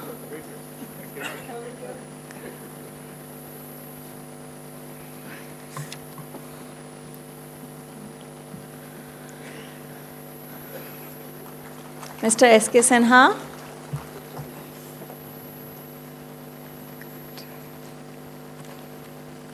Dr. Vinay Thakur,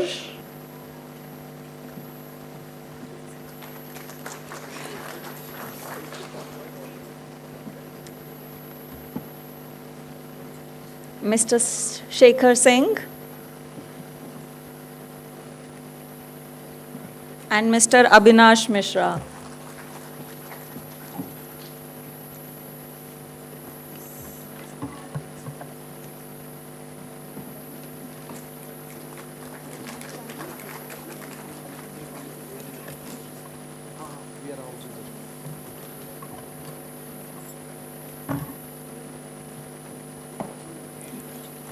Thank you so much, sir. Now may I request Shri Asit Haldar, Deputy Secretary, Department of Land Resources, to come up on the stage and felicitate the moderator of the session.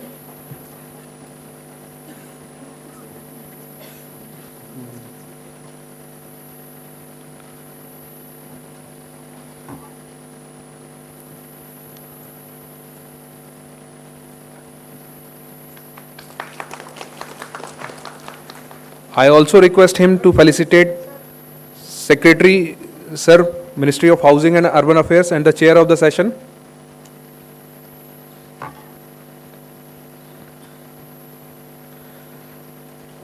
Ladies and gentlemen, with this we have concluded the 5 technical section of this 2 days international workshop. We thank you all for being with us. Now I request you all to please remain seated. We are about to start the concluding session ceremony. I request all of you to have a group photograph, sir.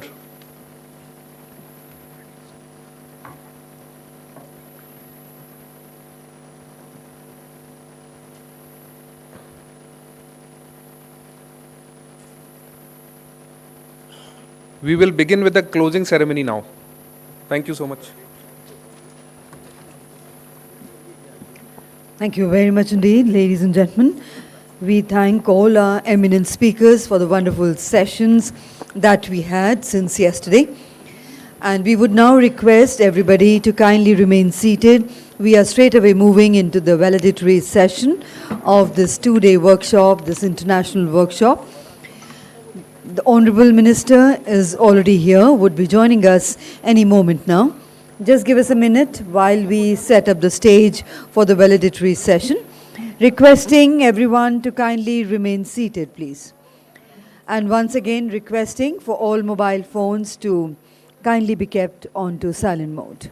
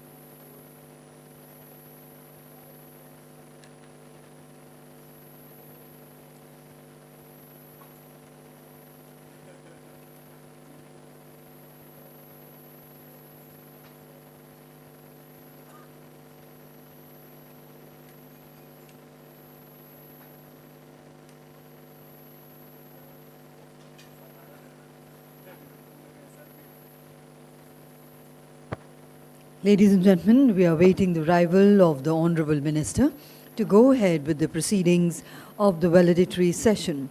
Meanwhile, requesting everyone to kindly remain seated. Once again, requesting for mobile phones to be kept on to silent mode. The Honorable Minister is already here at the venue with us, will be joining us any moment now.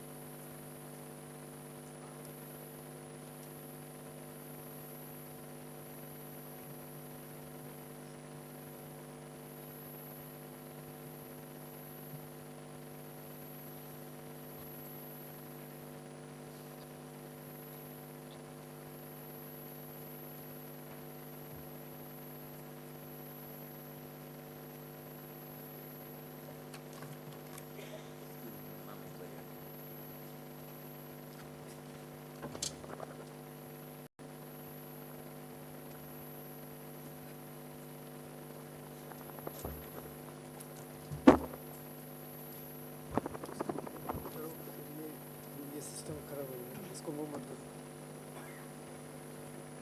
Teleprompter का setting खराब हो गया। This teleprompter.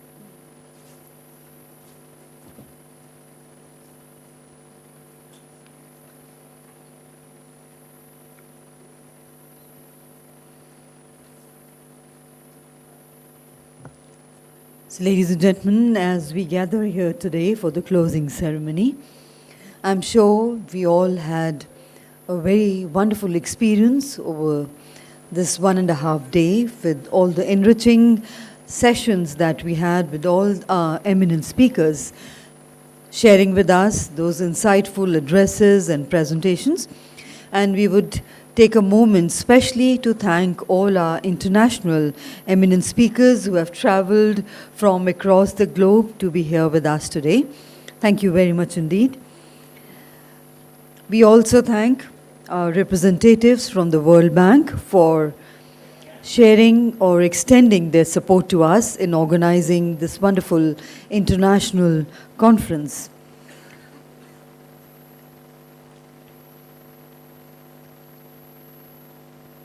And certainly, ladies and gentlemen, a feedback from each one of you would be wonderful to have.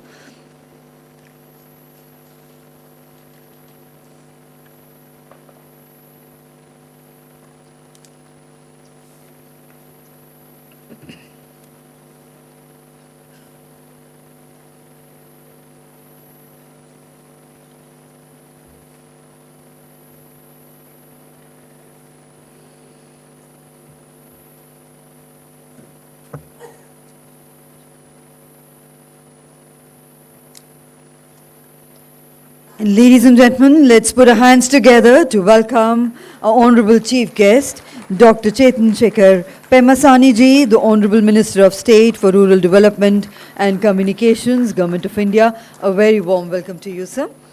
Also welcoming on stage Shri Manoj Joshi ji, Secretary, Department of Land Resources, Shri R. Anand ji, Additional Secretary, Department of Land Resources, and Shri Kunal Satyarthi ji, Joint Secretary, Department of Land Resources.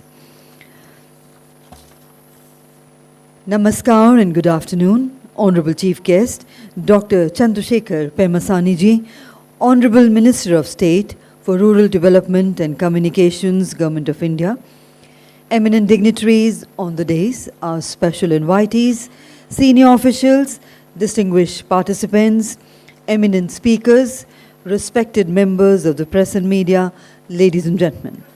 On behalf of the Department of Land Resources, Ministry of Rural Development, Government of India, I have the privilege in welcoming you all to the valedictory session of the International Workshop on Modern Technologies in Survey-Resurvey for Urban Land Resources.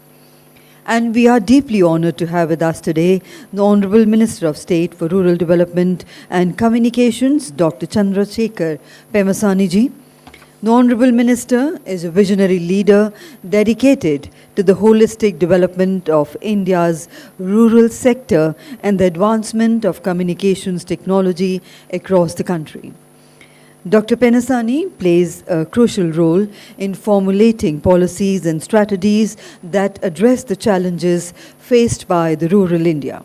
And I would now like to request Shri Manoj Joshi ji, Secretary, Department of Land Resources, to kindly do the honors of welcoming our Honorable Minister with a shawl and a green plant.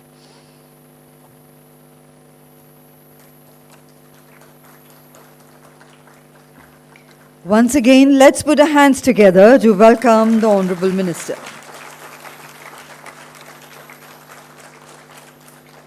A very warm welcome to you, sir.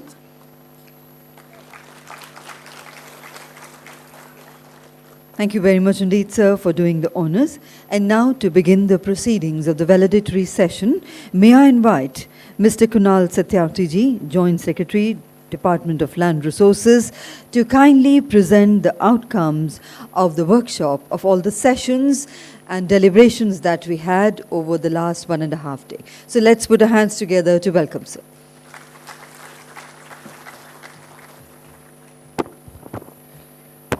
Honorable Minister Dr. Chandrasekhar Pemaswamy, Honorable Minister for State for Rural Development and Communications, Government of India.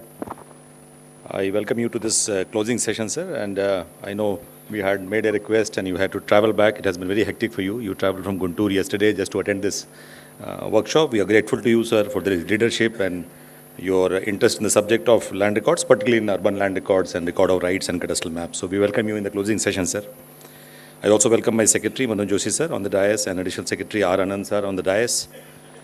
This is a closing session, so just a recap, a very 5 minutes recap about what we have gone through. It is very difficult to crystallize what we have heard for 1.5 days. It has been extremely intense. But just to apprise you, sir, the workshop was inaugurated by the Honorable Agriculture and Farmer Welfare and Rural Minister online from Bhopal, and he gave a speech about the importance of urban land records and also appreciated the efforts of the department on launching the urban land record program called Naksha for 120 pilot cities this year. Thereafter, there has been just a brief of 9 countries are present who presented before us. So 9 countries of Spain, South Korea, France, Netherlands, UK, Australia, USA, Germany, and Japan. Some of the delegates are on the left side. They have made presentations about the best practices that are applicable in their own countries. This was followed by, I think, equal distribution among all the stakeholders. So I was just doing an analysis about how many people spoke on various subjects. So 9 countries presented best practices, followed by 12 states of India. Kerala, Madhya Pradesh, Maharashtra, Assam, Chhattisgarh, Karnataka, Maharashtra, Tamil Nadu, and Andhra Pradesh. All of them presented their case studies. 9 industry partners, without which we can't do any aerial survey, any ground truthing. 9 industry partners also made detailed presentations about their work, their challenges, their opportunities, and what they can deliver on this matter of urban land records and on land records. 5 institutions have also made presentations. To name them, Survey of India, our lead technical partner, who would be very important for us to do urban land record. We had presentation by our own Gati Shakti BISAC, then the Defense State Services. We had presentation by IIT Kanpur, Madhya Pradesh State Electronic Development Corporation. We also have 30 exhibitions. The demand was for much more, but we could accommodate in this auditorium only 30. So 30 exhibitors. So I think we have had almost, it was back to back. Presenters had a difficult time, and the chair and the moderator also managing the sessions. But everybody wanted to share a lot of their stories and their successes and constraints, which was a good deliberation. So bringing 9 countries, 12 states, 9 industry partners and 5 institutions onto one platform by a participation of almost 700 odd participants. 34 states have participated.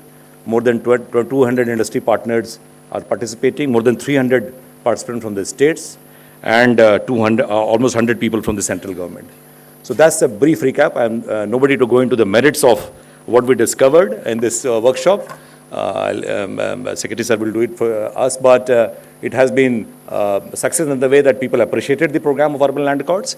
Everybody says it is doable, it is difficult job, but we all in the same boat traveling together to do urban land records for the country. So that's the brief introduction about the workshop, sir. Thank you so much. Jai Hind.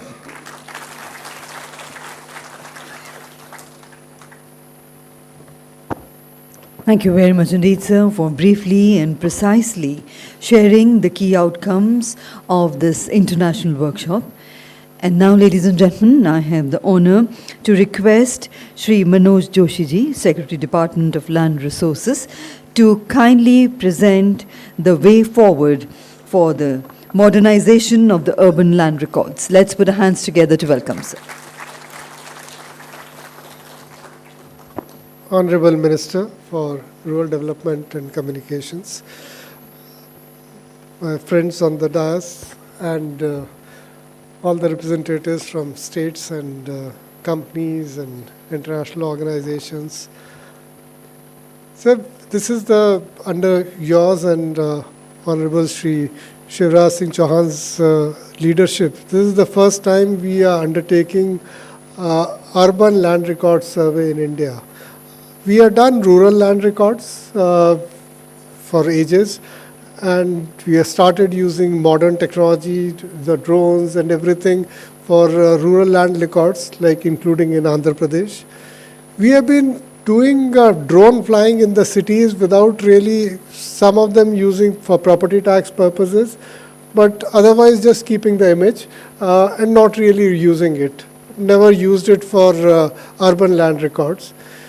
We have used ETS, DGPS systems without, not the aerial photography, in urban land record preparation in Maharashtra.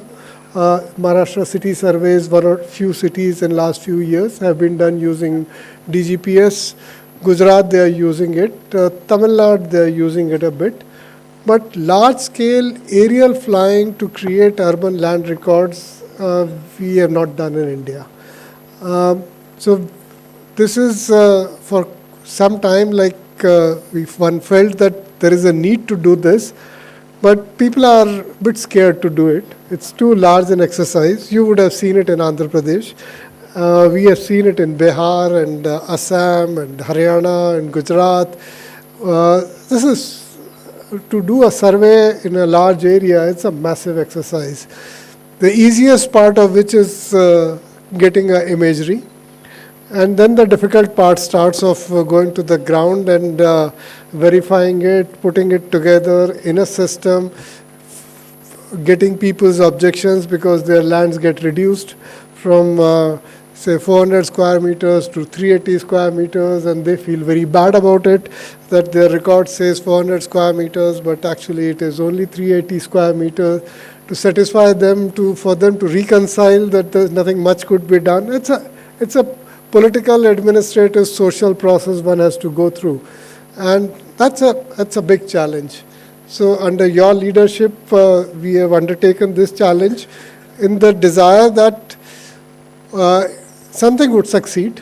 If we had decided that we will do it in certain period of time, we may lag by some years, but we want to do it, and it's an activity which doesn't cost so much, but the benefits far outweigh the effort involved. So let's put together the effort of the country to do something which is important, which we must do, which we avoid because we are not sure how long would it take, how much effort would it take, how much difficulty it would create, but something we have embarked upon.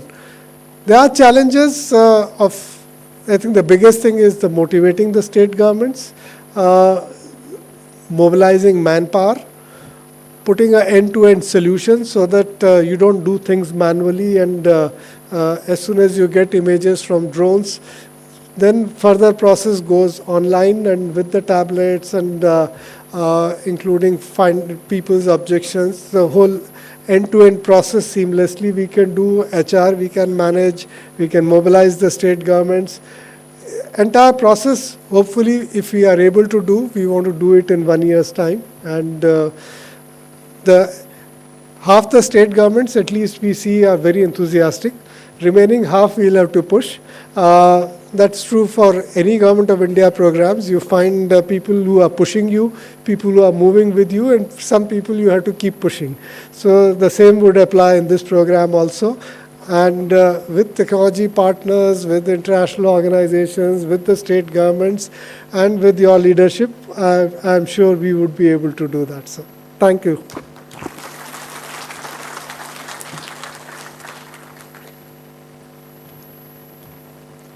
Thank you very much indeed, sir, for kindly presenting the way forward.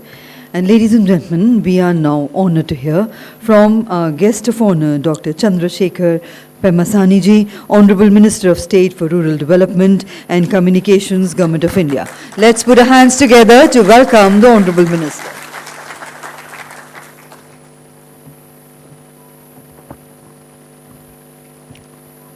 Thank you. Shri Manohar Joshi ji, Secretary, Land Records. Shri R. Anand ji, Additional Secretary, Land Resources. Shri Kunal Satyarthi ji, Joint Secretary, Land Resources, Government of India. Officers of the World Bank, distinguished panelists and guests from different parts of the world, officers of the Government of India and state governments, academia, industry, startups, friends from press and media, ladies and gentlemen, namaste. It is a great honor to join you today at the conclusion of this remarkable 1.5 day workshop. This event has brought together global experts and leaders united in the mission to explore innovative solutions for urban land surveys. Your presence and contributions have made this event one of a kind. The Secretary of the Department of the Land Resources, Government of India, has informed me that this workshop explored a range of innovations, including advances in survey and resurvey techniques, geospatial tools, drone and aircraft technologies, and GIS integrated solutions. The collective insights shared here will act as the bedrock for building a smarter, more efficient urban and management system in India. Land management in India is as diverse as our heritage, rich, complex, and reflective of varied regional policies and practices. However, with this diversity comes challenges. Public services become tangled, disputes emerge, and outdated land records lead to inefficiencies. Accurate land records are more than administrative tools.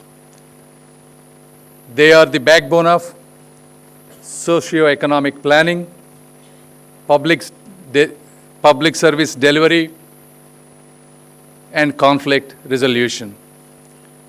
If you look at over the last decade, India, under the visionary leadership of our Prime Minister, Shri Narendra Modi ji, has made significant strides with initiatives such as the Digital India Land Records Modernization Program.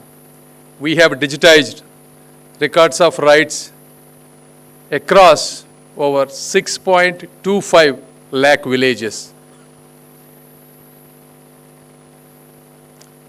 Launched the unique land parcel identification number,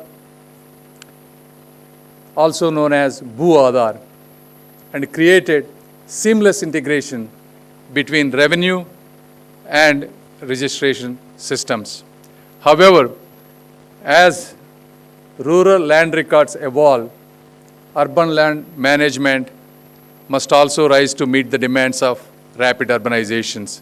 Cities are expanding vertically and horizontally, and land administration must keep pace to ensure equitable development.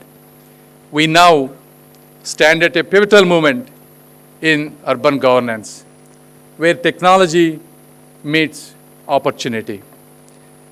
Modern tools like drones, aircraft-based surveys, and satellite imagery offer unparalleled precision. These technologies provide ortho-rectified images, georeferenced maps that are both accurate and true to the Earth's surface.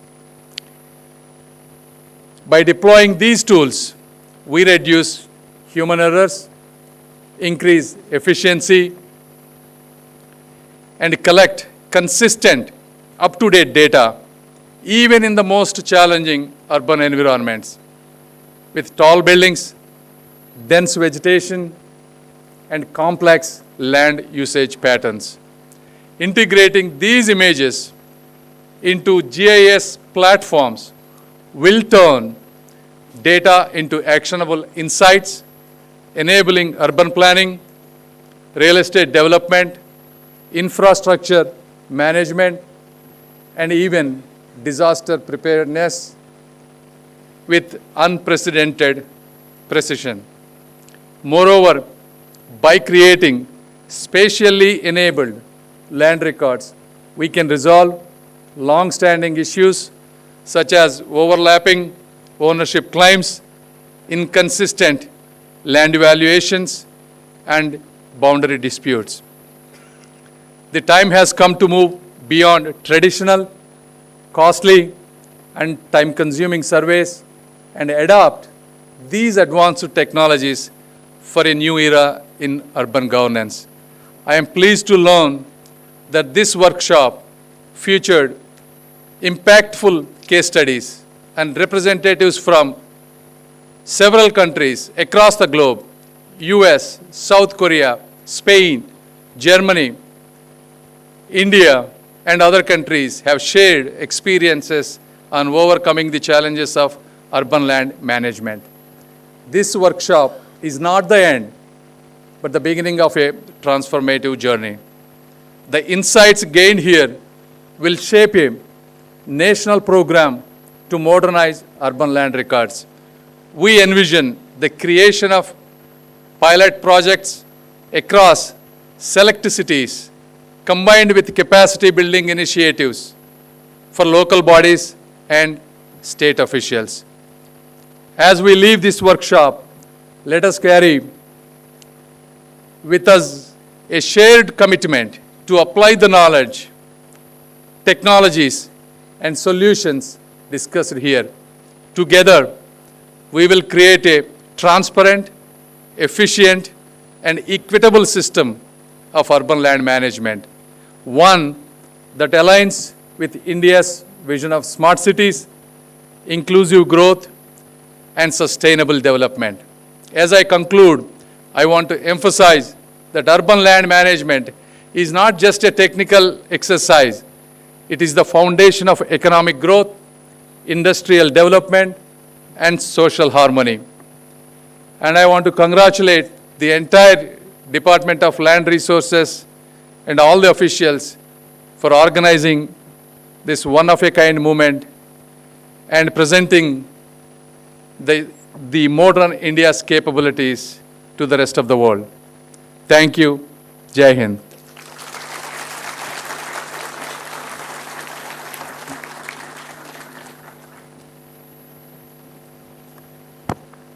Thank you very much indeed, Honorable Minister, sir, for highlighting the significance of the rural development in the economic growth of any country, and also how the rural development can be achieved by introducing modern technologies. And now, ladies and gentlemen, as we come to the end of this wonderful international workshop, I would like to request Shri R. Anandji, Additional Secretary, Department of Land Resources, to kindly propose the vote of thanks. A warm good afternoon to all of you. I would like to thank the Honorable Minister of State for Rural Development and Communications, Sri Chandrasekhar Pemasani Garu, for sparing time and for being with us here today. Yesterday, in fact, he was traveling, and based on our request, it was so kind of you, sir, to come here and be with us today. Thank you very much, sir. And in fact, as you mandated today, and as mandated by the Honorable Minister, Sri Shivraj Singh Chauhanji, yesterday during the inauguration of this conference, sir, we commit ourselves that we'll continuously work with the state governments and with all the urban local bodies to generate the land records for this 100 plus cities in the next 1 year, and we'll take this movement forward. Thank you very much, sir, for being here with us. I would also like to express my heartfelt thanks to World Bank and to all the international experts who have been here for the past 1.5 days and for sharing their experiences. Of course, I would definitely like to share my special thanks to all the senior officers of the central government and the state government. I'll take liberty of mentioning, in fact, I would like to mention that Chairman Revenue Board Government of Uttar Pradesh, it has been very nice of you, sir, to stay continuously in all the sessions. So that shows the kind of input what came in all the sessions. Thank you very much, sir. And not only you, all the officers were there continuously. I thank every one of you. I also like to thank the industry. In fact, our minister always says that we should also have the end on to whom we should serve. We should have them in mind, sir. We are associating the industry also for doing the survey. So we are thankful to all of them. We are thankful to the exhibitors. We are thankful to the academia, and we are thankful to some of the students have also come, and to all the central ministries departments, to everyone here, and of course the media and the officials of DOLR. Thank you all very much for this past 1.5 days excellent conference, as we all commit ourselves to creating urban land records in the next 1 year. Thank you very much, sir, once again.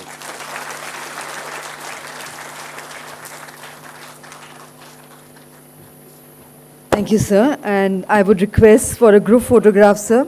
May I request the Honorable Minister for a group photograph. And ladies and gentlemen, let's once again put our hands together to thank the Honorable Minister and our dignitaries. As I would now like to invite everyone to kindly join us for lunch, which is served on the first floor. So with this, ladies and gentlemen, we officially close the proceedings of this international workshop. Thanking each one of you for your participation in making this workshop a huge success that it was. Thank you once again. Have a wonderful day ahead. Safe journey home. Good afternoon and namaskar.